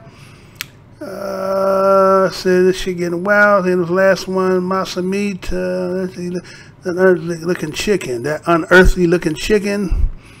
They've been doing that shit for a while now. Some meat on sale. Okay, fraud go hand in hand. He will do a year and a half. Who gonna do the year and a half? Talking about the okay, social engineering that is finding with the youth. Yeah, social engineering. There you go. That's exactly what that is, right? And that's what it is. It's you alternate to fit. But again, it's all programming. See, again, like I said, some of us who, okay, you got Generation X and baby boomers, but then you got this millennium and all this Generation Z or whatever the hell it is, right? You know, they working on them. They looking at us like, okay, y'all old models, right? You the old models. We ain't worried about what y'all. Y'all pretty much out the damn game. We working on them. See, that's that food and shit they want to push on them. They go this school system shit they do. So it's like, man, you know what I'm saying? A lot of us, be forcing us to, try to make, whether you got kids or grandchildren, whatever, try to have them adapt to that shit. And here you is knowing some other shit. 315 and shit. Now the school pushing school down there to 6 o'clock or some shit. Cause they starting about down there 9 o'clock, right? So it's like, it's a whole new shit coming, right? Whole new. So got a couple more for you in here. Let's see what else I got. Well, since I'm talking about teenagers, right? There's a new craze. A lot of people out here, they think that shit is kind of smooth to be, that vaping. You got a lot of people out here who doing that vaping. I see a lot of brothers. I see some shows where they do the vaping with the marijuana, right? But I ran across some story today, and I was like, oh shit, okay. There's some Franken shit. They doing a lot of Franken shit. Now check this out. Be back-to-back stories, and then I'll be back. Check this out, y'all. Now at 6, the FDA calls teen vaping an epidemic. The agency is warning e-cig companies that they will be taken out of the marketplace if efforts aren't made to keep the products out of the hands of teens. Ben Jordan shares how one e-cig store owner learned that lesson the hard way. The owner at this vape shop says here in Wisconsin, they're supposed to ID anyone who looks 27 and younger. He found out that alone cannot be trusted. Ask high school student Mike Giles about teens and e-cigs, and he'll call it a non-issue. Kids over here, we don't use vapes. What's vapes? An organization called Tobacco Free Kids says that's not the case. According to their study, nearly 12% of Wisconsin high school students have used e-cigs within the past 30 days. glazed donut or a blue raspberry slushie. Urban Vape Operations Manager Michael Hamilton believes teens are getting a hold of them from older friends, their parents, or vape stores that don't ID. Hamilton admits he made that mistake a few years ago. In my opinion, she looked like she was 30. She looked maybe even 32. And, you know, it turns out after the sale was made, a couple weeks later, I got a letter in the mail saying the person that I had sold to was a minor. Hamilton says he found out the teen was 15 years old and working undercover for the FDA. A tough lesson that also came with a fine. I know what I'm going to do from now on, and I'm going to card everyone. Dr. Barb Calkins with Children's Hospital says pediatricians are already seeing teens dealing with side effects, higher heart rates, troubles with concentration, memory, and more. We've even had several kids admitted to the intensive care unit at Children's Hospital because of breathing problems from even short-term use. Everyone's largest concern would be cancer. Right. Lung cancer, mouth cancer. Are those possibilities with e-cigs? I think that part we don't know. The FDA has put major e-cig companies on the clock. 60 days to come up with a plan to keep teens from using their products. In Milwaukee, Ben Jordan, today's TMJ4. All right, thanks, Ben. And here are 3 things about vaping you may not know. First, e-cigs contain highly addictive nicotine, just like tobacco products. Secondly, e-cigarettes and other vaping devices are not FDA approved. And third, using e-cigs or vape is not a proven method to quit smoking. Vaping, now the it thing for teens. The FDA today calling it a dangerous epidemic. The disturbing and accelerating trajectory of use we're seeing in youth and the resulting path to addiction must end.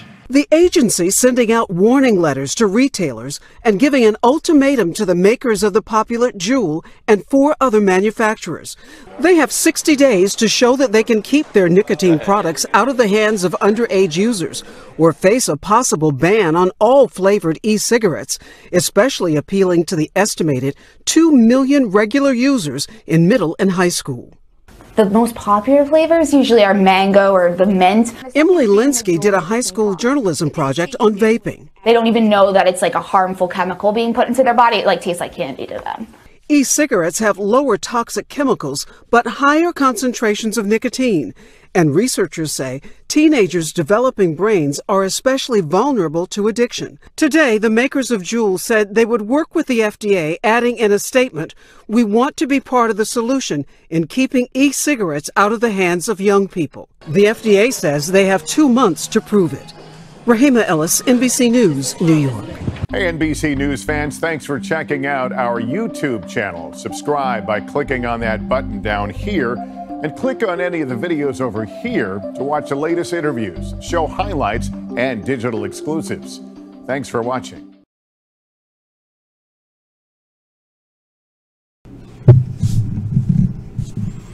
FDA warns consumers about e-cigarette liquids with erectile dysfunction drugs. You know I'm going to say that again. FDA warns consumers about e-cigarette liquids with erectile dysfunctional drugs. This story was done December the 12th, or actually the 13th, 2018 from the CNN report, and this is what it reads. Consumers, especially men, should not purchase or use 2 e-cigarette liquids that contain popular erectile dysfunction drugs, the Food and Drug Administration warns Tuesday. The 2 Hello Cig e-liquids contain tadalafil and sildenafil, the main ingredients in 2 of the most popular male enhancement drugs on the market, the FDA says. These FDA-approved prescription drugs are not approved for inclusions in e-liquid products sold over the counter and are therefore being sold illegally. By not properly labeling the e-liquids, the agency said the company was not providing adequate warnings for the protection of users. Specifically, anyone with erectile dysfunction, high blood pressure, diabetes, high cholesterol, or heart disease who take nitrate to manage their condition. These unclear ingredients may interact with the nitrate found in some prescription drugs such as nitroglycerin and may lower blood pressure to dangerous levels, the FDA said in its warning. A lab analyst found both sildenafil and tadalafil in E-Salis, Hello-Sig E-Liquid, and sildenafil in E-Remabant. Hello-Sig E-Liquids, sold both in Shanghai-based Hello-Sig Electronic Technology Company, Ltd. The company has not responded to a request for comment, although no adverse events have been reported to the agency. All consumers should stop using the products immediately, the FDA said, and anyone who experienced side effects should report them to the FDA's MedWatch Adverse Event Reporting Program. The FDA says it sent a warning letter to Hello-Sig in October, citing a number of concerns about illegal marketing claims. Hello-Sig was misbranding and selling its products in the United States as a FDA-approved product with FDA in violation of federal rules. FDA recently warned Hello-Sig of these issues and contacted the company several times to recommend they recall these products due to the risk to consumers.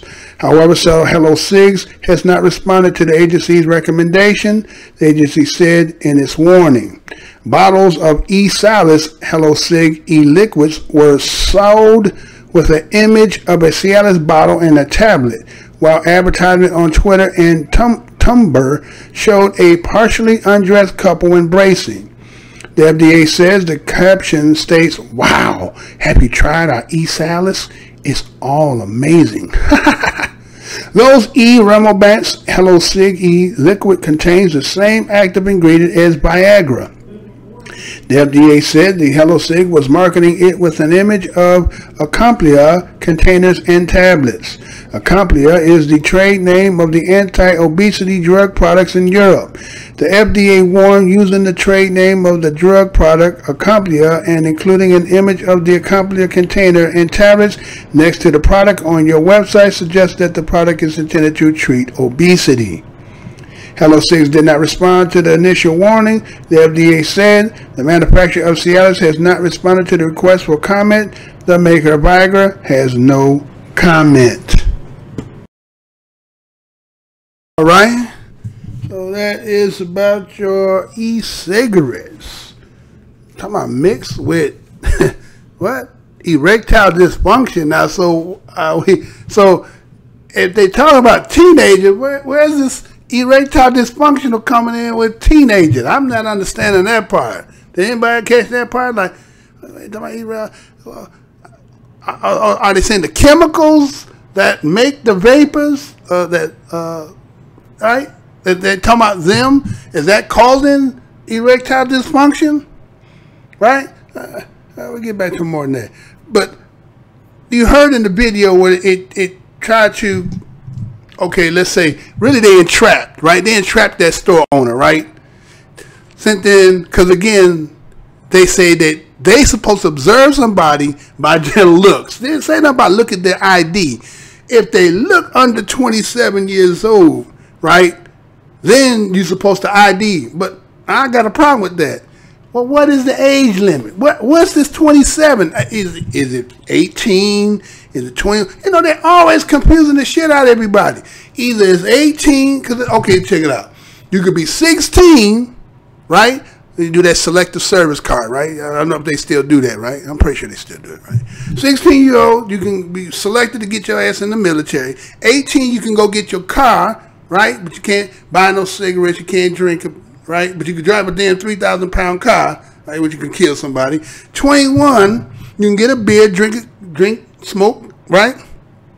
But if you go to college and shit, you got to be 26 and shit to be financially not be supported by your family. You know that shit. You go to school and shit, you still got to go to your parents because that shit go to like 26 and shit. Like, this shit is always confusing. So you're going to say 27 years old to smoke at the vapor shop, and they supposed to be able to observe, and then you come in there with somebody 15 who look older, right? And it's the discretion of you, how you looking at somebody. Somebody could just look at. So basically that was entrapment, right? They entrapped his ass and then gave him, again, you know, they always trying to get some money out your ass, so they do that anyway. So I'm looking at the shit right this. You remember back in the day, Joe Cool's? Remember that Joe Cool, how they made that whole propaganda, cool ass camo and shit, and he looked cool. You know, propagandize that to the kids. Make the kids think that it's good to go get some cigarettes and shit. Matter of fact, remember back in the day, you used to have the candy cigarettes, right? It was bubble gum, wrapped with it, and you blew it, and they put a little white, little powder smoke come out. You thought that shit was some cool shit you did, right? Oh, like you was smoking. See, it was already preparing you. See, the tobacco company was already preparing you to get you right in line. And so now, there's a problem now, right? Because, again, they make it look cool. You're vaping, right? They make it seem like it's innocent, right? All the smoking. Oh, it's cool, but they ain't understand the chemical aspect to the shit, right? And I'm looking at this shit too. You remember back in the days when you've been around, remember them old kung fu movies, right? The old Chinese white haired dude, he had a little pipe and shit, right? So, is that what this is? Is somebody actually trying to do some old history, trying to get somebody back for some shit they done did when they got their people? Because they kind of got that opium kind of, you know, think about what I'm saying. Because who's the one controlling? Because you heard Shanghai was in the article talking about Shanghai, and I was like, China, right? So they're going after your kids and they fucking with their reproductive system with this I'm trying to think, damn boy, in high school having erectile dysfunction, god damn, what the fuck? That's, Now, I understand you get a little older, you might have that problem, you know what I'm saying, whatever, you know. I guess that's because they saying these chemicals are mixed with Cialis as well. It's like, why they got all this shit mixed up in there? So again, somebody is concocting, again, targeting, I guess there's a certain group of certain people who are using these vapes. It was funny how the little brother that was in there, he was like, hey, well, we don't do that. I don't know about none of that. Right? That ain't what I be doing. My people won't do that. We probably old school, just roll the blunt or whatever, right? Papers or whatever, right? He's like, we don't do that. So, again, they make it look cool. Matter of fact, it started off with going back maybe about 4 years, when they made it where it was the pen that didn't light, but the smoke came out. I think that was the introduction to this. You remember that? I can't remember the name what they called it, but it had it didn't light, but when you sucked on it, it lit like a glow, like it was lit, but you didn't light nothing, and it was smoke. And people was doing it because they were starting to now crack down on people smoking at jobs. You know, where people sitting outside huddling up trying to smoke in that little smoke break. So you know, so they came up with this later on, right?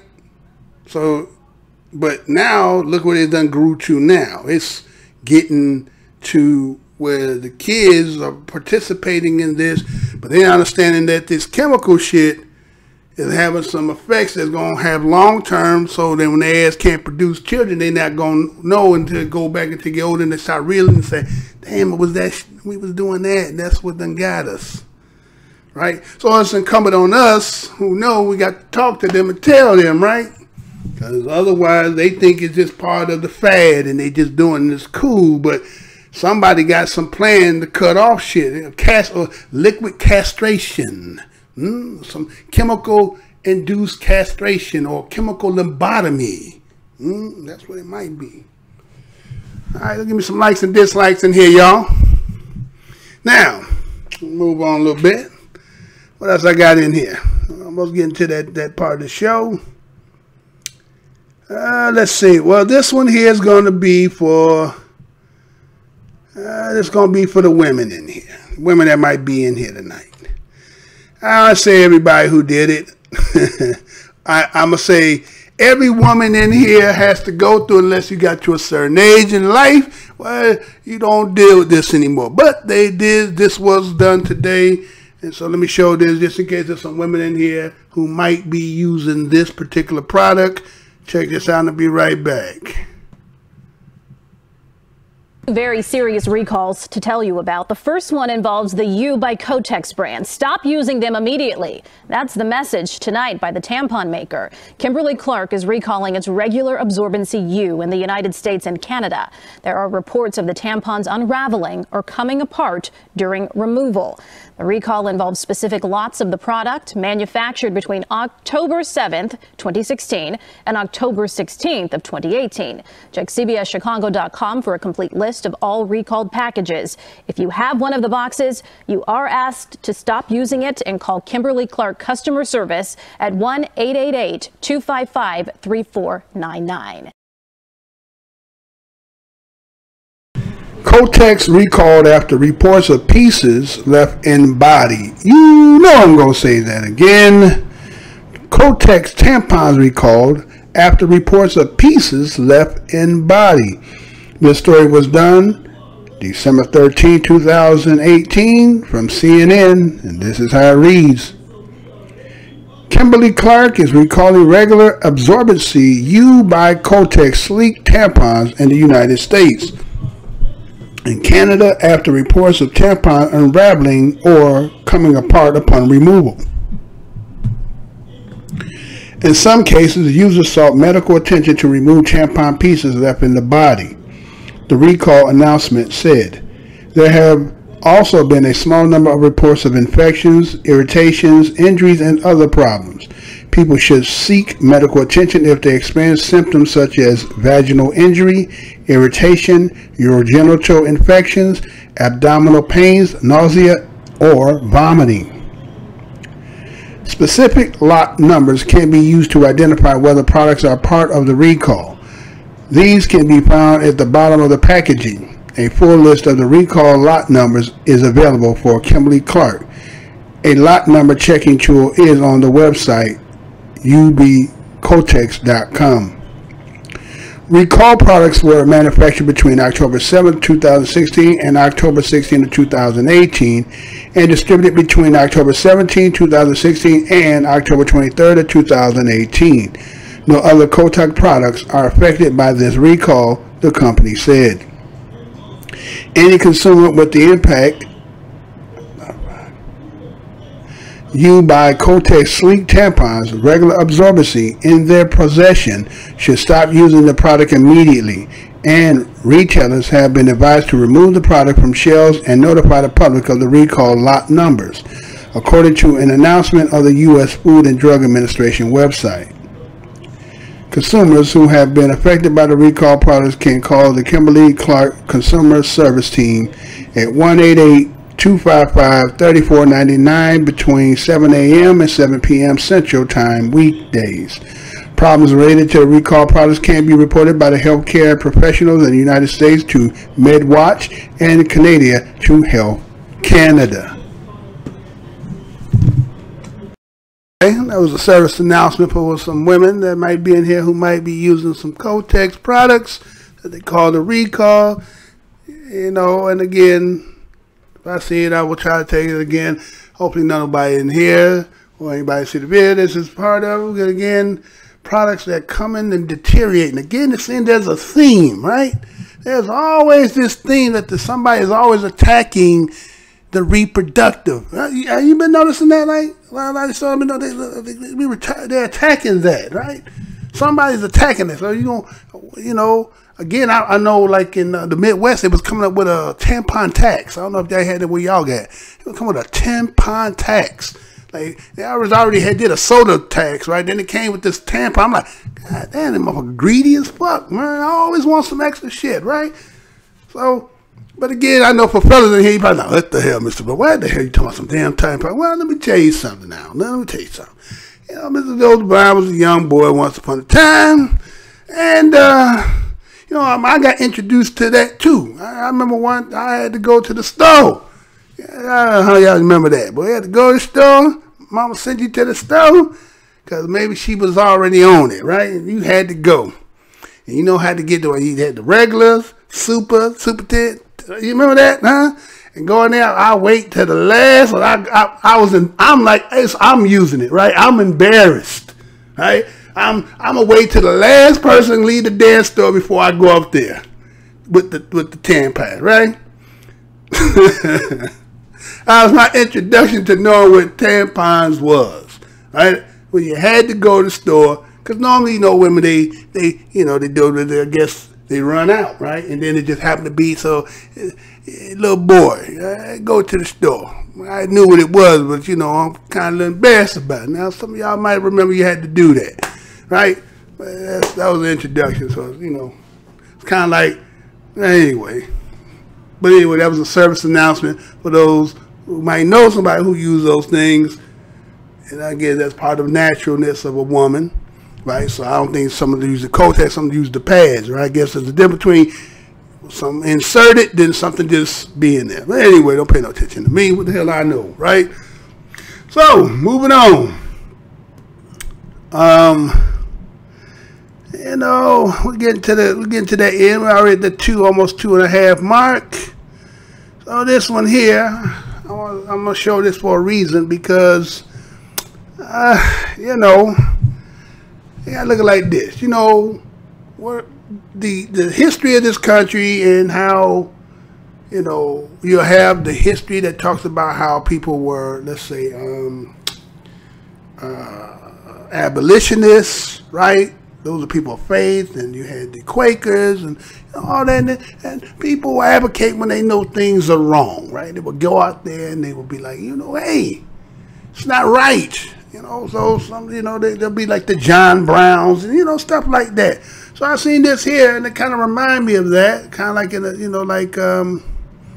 a, there's still some people who recognize, but again, a lot of us is going to have a problem because, again, we're looking at that as something entirely different because, again, there's things in this land that you need to address before we talk about dealing with other people. But, again, we don't know all the ins and outs and why these people are flooding trying to come. So let me show you what I'm talking about, and then I'll come back.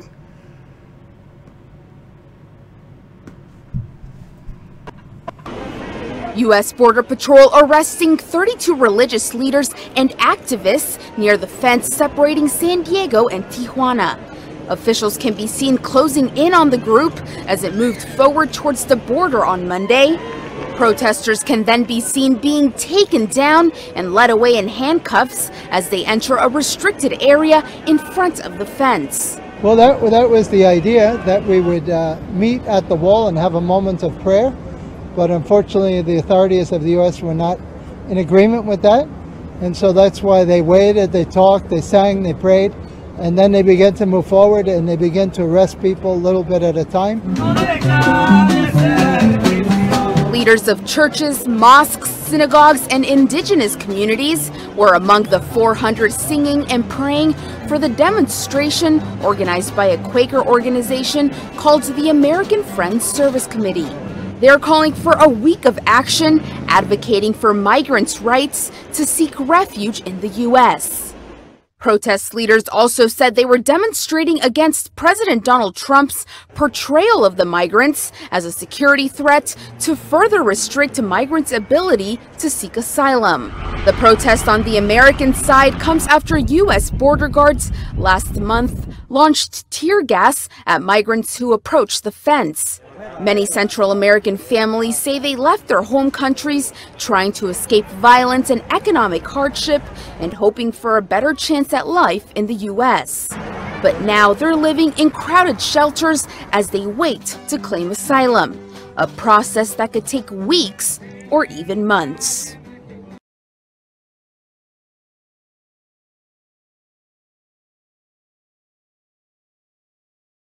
Right, so we see that you have, the religious aspect of people feel like it would be the Christian thing to go out there and advocate for the, for the care of those migrants who are trying to get into the country. Now, again, there's a moral aspect of things. It's a good thing to do, I guess. But as a person, as the DOS of this country, I would like to see more advocacy by these same people on behalf of the people who you already got in here. Yeah, I know that's far-fetched, right? Like, we already did that with the abolition. That's how we got you got emancipated, right? But the job ain't done. There's a lot more work to be done, right? There's a lot more work to be done. But I understand, you know, the nature, I get that. But again, you have some people, not migrants, you have people right inside here who the system just seems to always disenfranchise, especially if you don't have, you're poor, right? Maybe you got some money, maybe this is not probably in, well, let's say that would be your plight, right? Because you found a way to pull yourself by the bootstrap. You know, you find a sparkle in Master's eye that he said he could use you, right? But the other people, there's a lot, the cause and effects, and to see let's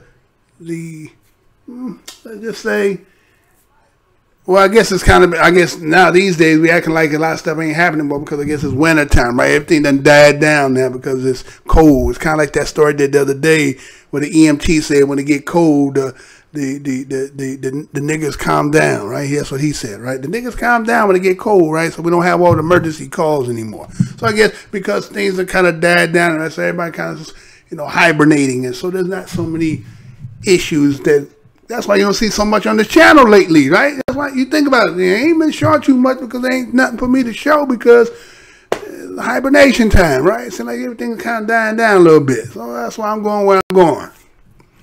So, but again, with this church business here, I say, well, you know, again, as I talked about the other day or so, when they talked about how that whole thing with the Kevin Hart situation, not so much about Kevin Hart, but just the fact about, you know, the LGBTQ or whatever that is and all that, and, you know, this whole thing. And again, remember I told them, I said, well, you know, it's the church. This is who your issue is with the church. It ain't with the population of the people, it ain't the lumpen pro-cherries, it's the church.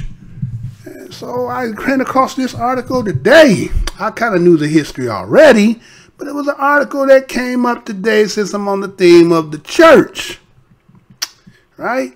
And you know, sometimes a lot of people don't really understand that when they call themselves under these denominations and these churches, they don't actually understand that these churches derive from the schism that happened in Europe, right?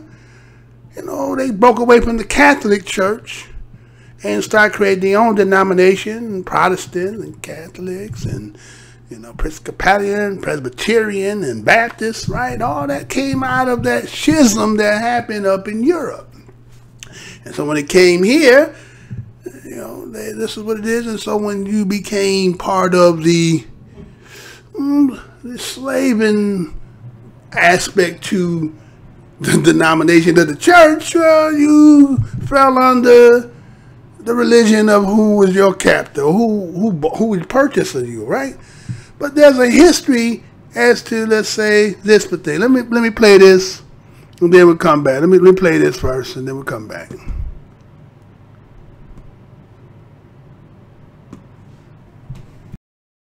Evangelical church in the nation.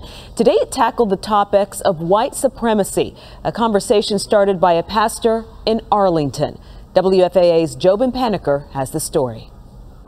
Since then, we have a great high priest who has passed through the heavens. The Southern Baptist Convention is a denomination that represents American Christianity to so many people. We're grateful that you gave us the opportunity to bring you a resolution. And this week, during its annual convention, it wrestled with a topic brought up by Arlington pastor Dwight McKissick to denounce the alt-right and white supremacy. More and more of the alt-right people were identifying themselves as being a part of the Southern Baptist Convention. And I went, whoa. Come to know the peace and love of Christ. Christine Wicker has been researching and writing on religion for years, also raised Southern Baptist. I think that he is trying to get them to reclaim their position. Hoping to send a strong message, separate the church from hateful views, at a polarizing time too, politically, socially, even for the church. They are in a big struggle to figure out who they are, to sort of leave the 50s. Trump has come in and said, look backwards to the good old days. The resolution didn't pass the first two times. Pastor McKissick heard from black pastors who represent 20% of the convention. But I was aware of many who said they were going to leave, especially the younger ones from all over the nation. And I was pleading with them, maybe not so fast. It prompted alt-right leader Richard Spencer to prematurely put out this tweet. So apparently the Southern Baptist Convention didn't denounce the alt-right after all. Interesting development. Would you please raise your ballot? Finally, on Wednesday afternoon, it got the required 2/3 majority, a full denouncement with some tweaks to the language of the resolution. The church should be the moral guardian of society. Resolution 10 passes. The pastor is pleased with the vote, but still wonders why it took so long to happen. Jobin Paniker, Channel 8 News. I was a kid.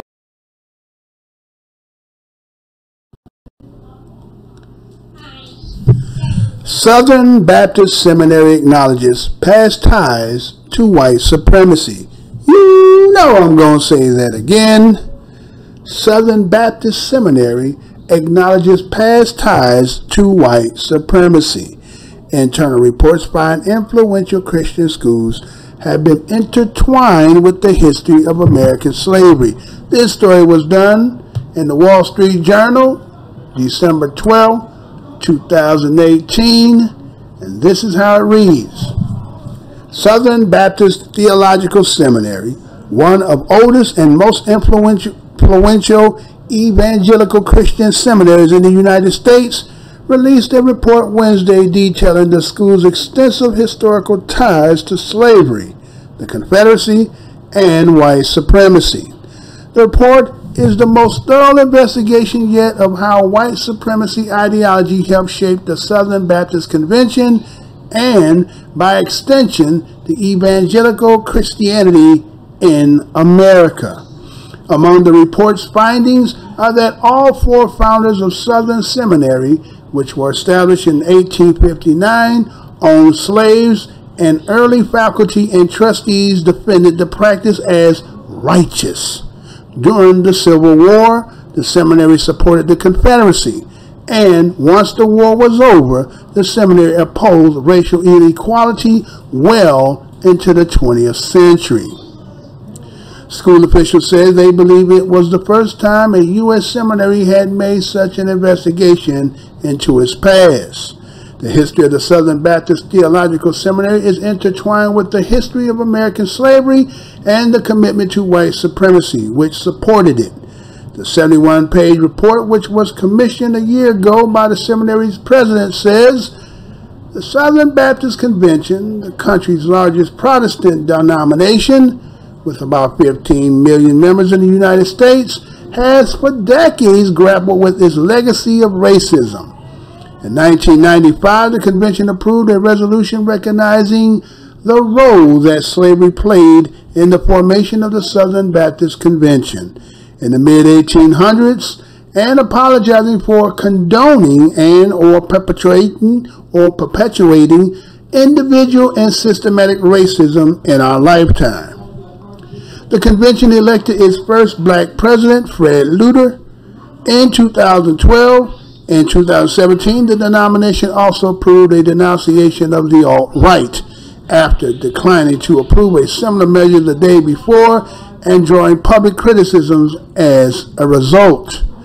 Albert Moeller Jr., the longtime president of Southern Seminary, said that although the denomination had acknowledged its slaveholding roots, it was important to look specifically at the role the school played. He said he took the investigation Princeton University did in its ties to slavery as a model. We are living in an age of historical reckoning, Dr. Moeller wrote in a letter prefacing the report. The moral burden of history requires a more direct and far more candid acknowledgement of the legacy of the school and the horrifying realities of American slavery, Jim Crow segregation, racism, and even the avowal of white racial supremacy. The report said the school attitude towards black people were contradictory. They strove to bring them the Christian gospel and save their souls, but also asserted the inherent superiority of whites. James P. Boyce, one of the seminary's founders and the school's first president, served in the Confederate Army. Joseph P. Brown, a major donor and chairman of the Board of Trustees from 1880 to 1894, earned much of his fortune using the labor of black convicts in coal mines. The report found that many of the black men were entrapped by the legal system and cite contemporary accounts that compare conditions in the mines to hell on earth. Dr. Moeller said he had no plans to scrub the founder's name from campus. Boyce College on the Southern Seminary campus is named after Mr. Boyce. We will not attempt to rewrite the past, nor can we unwrite the past. He said instead, we will write the truth as best we can know it. We will tell the story in full and not hide. All right. I want to thank everybody who did give a like. Thanks a lot. Appreciate that so much. So we have that the Southern Christian Baptists, right? We always knew, well, I'll put it this way. Most black people that are people who are from the DOS, right, descendants of the slaves up here, were Baptists, right? We always wonder why so many black people were Baptists, right? Right? It has something to do with that whole makeup, for the simple fact that you had this history that tied back to the Confederacy, right, and about slavery and labor and all that other good stuff, right? And that became because of that conference that they ended up creating. And then this is how getting black people to actually be participants in the church, because again, that's one thing I think Martin Luther King talked about. He said one of the most segregated times in American history, or most segregated time is Sunday on church, where black people went where they church and white people went where they went, right? But it was a time where black people couldn't even go into the church, right? So I guess after this conference and stuff, right, this was the ushering of getting them in. And so, you know, it became what we know today as the SCLC, right, which they call the Southern Christian Leadership Conference. They call it was the African American Civil Rights Organization, right? That's what they end up calling. They calling it, but that's where it's systemic from. But, you know, again, as I was talking about the schism that happened, how the, you know, Europe separated because, again, they wanted to be part of the action, right, to get in that slave action. Because when you go back to that papal bull, the only ones that was getting that was these Portugal and Spain, right? And because the church was controlling that,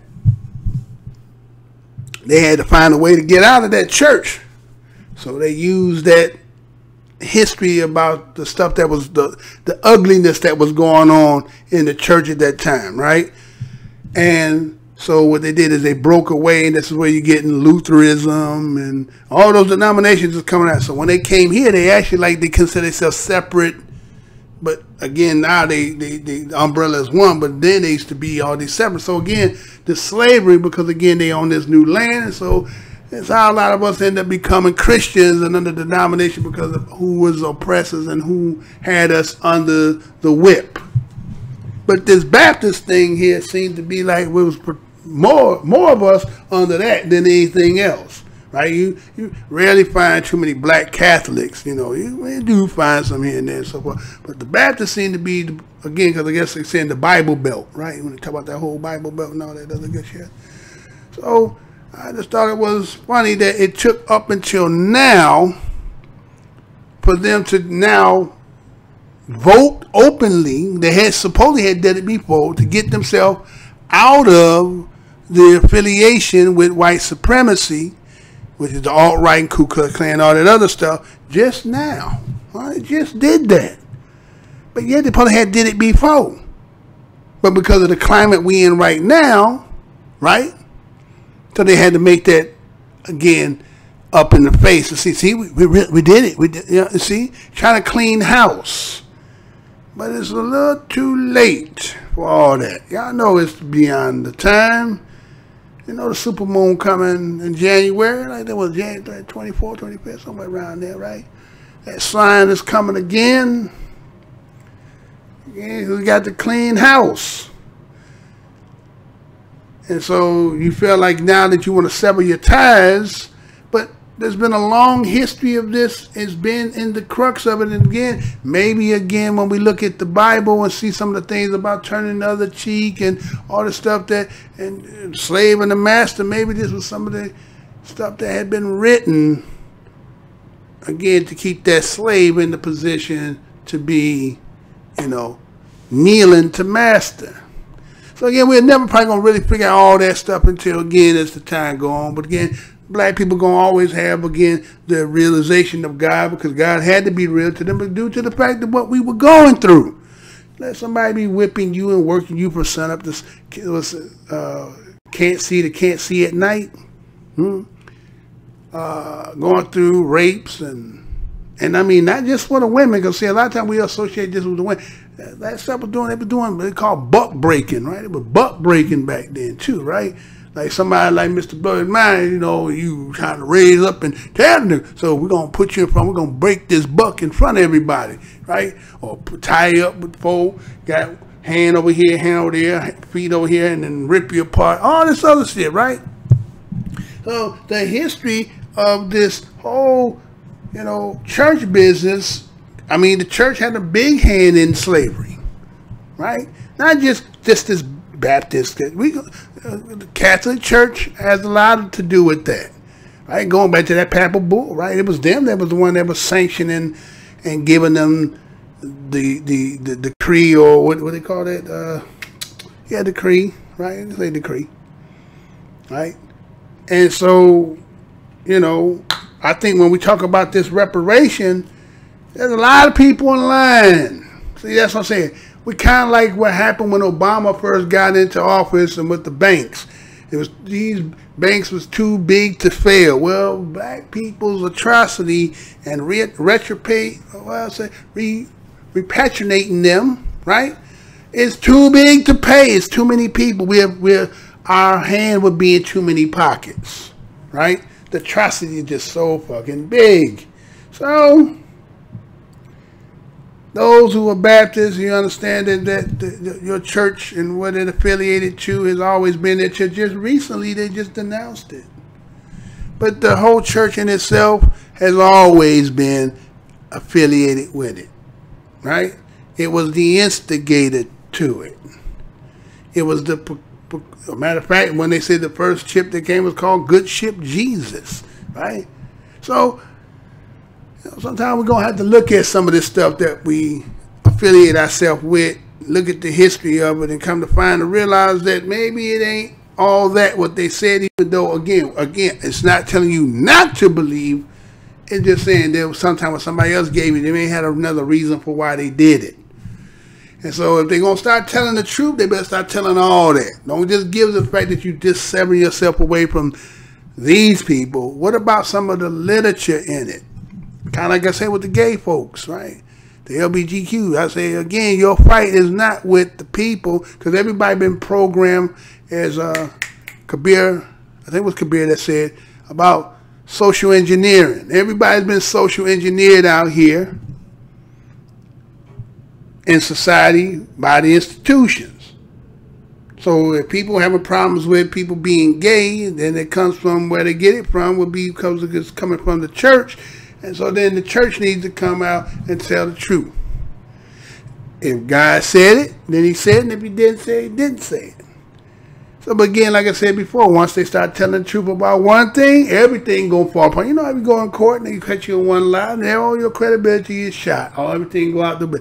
That'd be the end of that business. So is they too big to fail too? You know, them coffers is pretty big, boy. Money is deep in them pockets, in them church pockets. So, again, a little information for you then. But again, I'm about to come back pretty soon, y'all.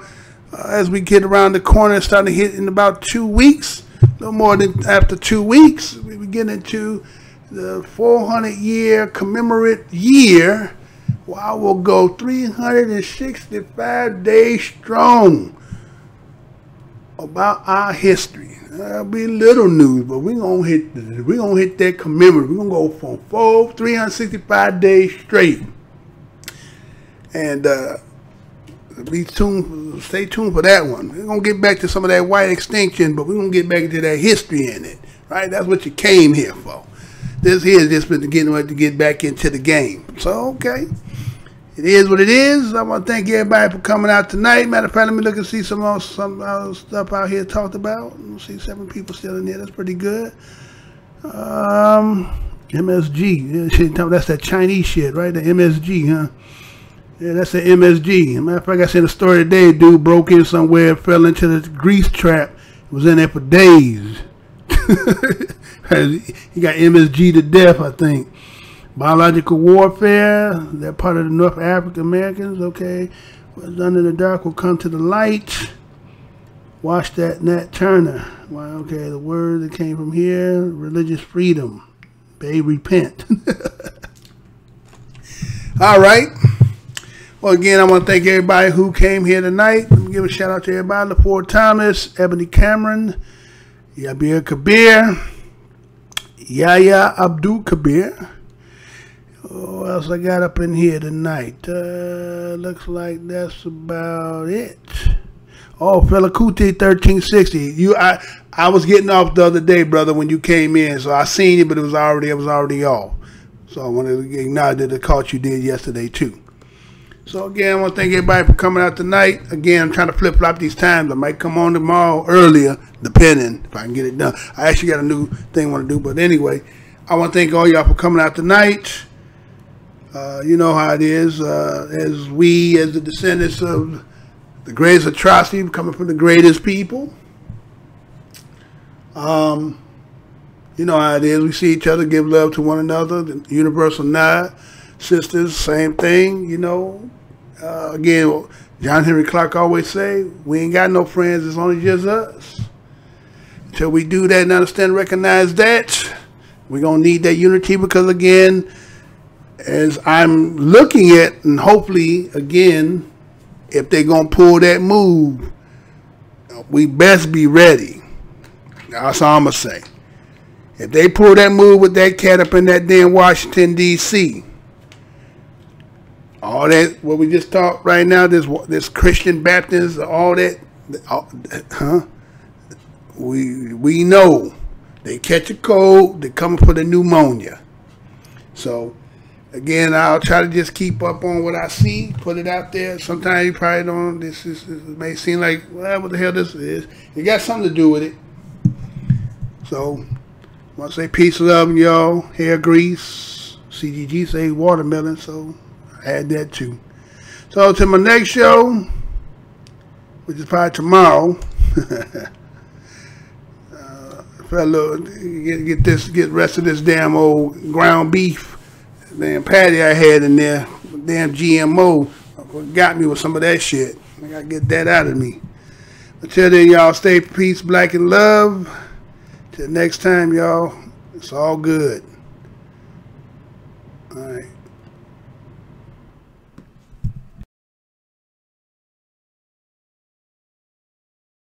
Portions of the following program may be unsuitable for younger or more sensitive viewers. Viewer discretion is advised.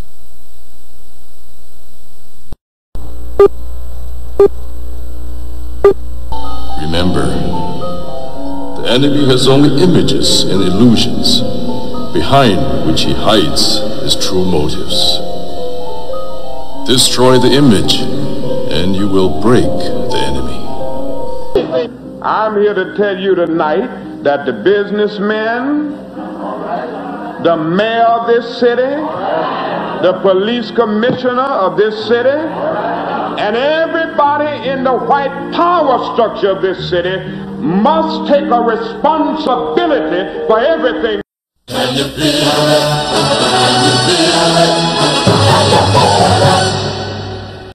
Luther and I, and everyone in this arena tonight, are unified by the same great American values. We're proud of our country. We respect our flag.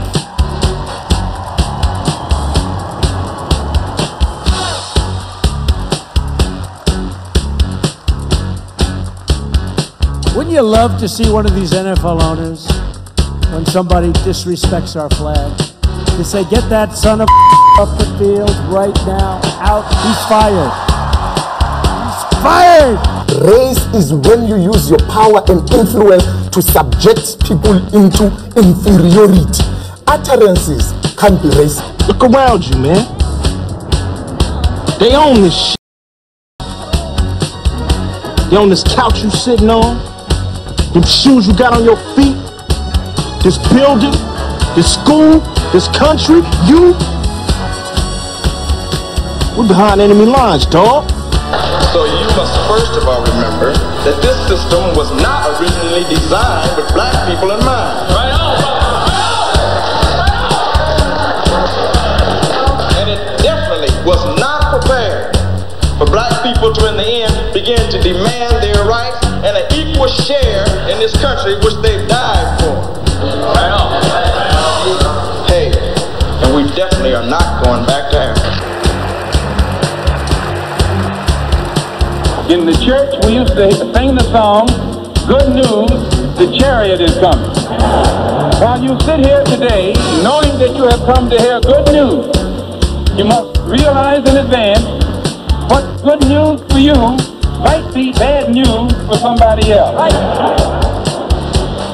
What good news for the sheep might be bad news to the wolf. They say, oh, things are getting so much better for you. In 1849, it was hitting blacks on the head 100 times a day. In 1990, they hit them 48 times a day. Isn't it better? Oh, it's got to be better. You're saying 52 blows. The only purpose of most black Americans on earth today is to destroy. I think that's noble. Italians love Italians. When Irish love Irish. But when a nigga loves a nigga, it's an unpardonable sin. They have blood in their hands. When we say they have blood in their hands, we are not saying him, George Bezos, went and killed. But white people colonized us. They dispersed us. They enslaved our people. They sucked our economy dry. They are still sucking it dry even today. That's white people. Tony Blair, George Bush, Napoleon Bonaparte, Leopold, Adolf Hitler, Benjamin Netanyahu. All white people, they are the same. They are racist and they are full of hate. I've been waiting for you. You have many questions, and though the process has altered your consciousness, you remain irrevocably human. Ergo, some of my answers you will understand, and some of them you will not. Concordantly, while your first question may be the most pertinent, you may or may not realize it is also the most irrelevant. Why am I here? Our world is coming crumbling down. The coons are coming. You have to understand that white America has an uncanny way of making the victim the victimizer. Excuse me, master, for putting my head in the way of your club. Not that your club is brutalizing my head and putting hickeys on it. My head got in the way of your free swing and broke your shiny stick, and I want to apologize for that. Your life is the sum of a remainder of an unbalanced equation inherent to the programming of the Matrix. You are the eventuality of an anomaly which, despite my sincerest efforts, I have been unable to eliminate from what is otherwise a harmony of mathematical precision. While it remains a burden assiduously avoided, it is not unexpected and thus not beyond a measure of control, which has led you inexorably here. There are more connections in the human body than there are stars in the galaxy. We possess a gigantic network of information to which we have almost no access.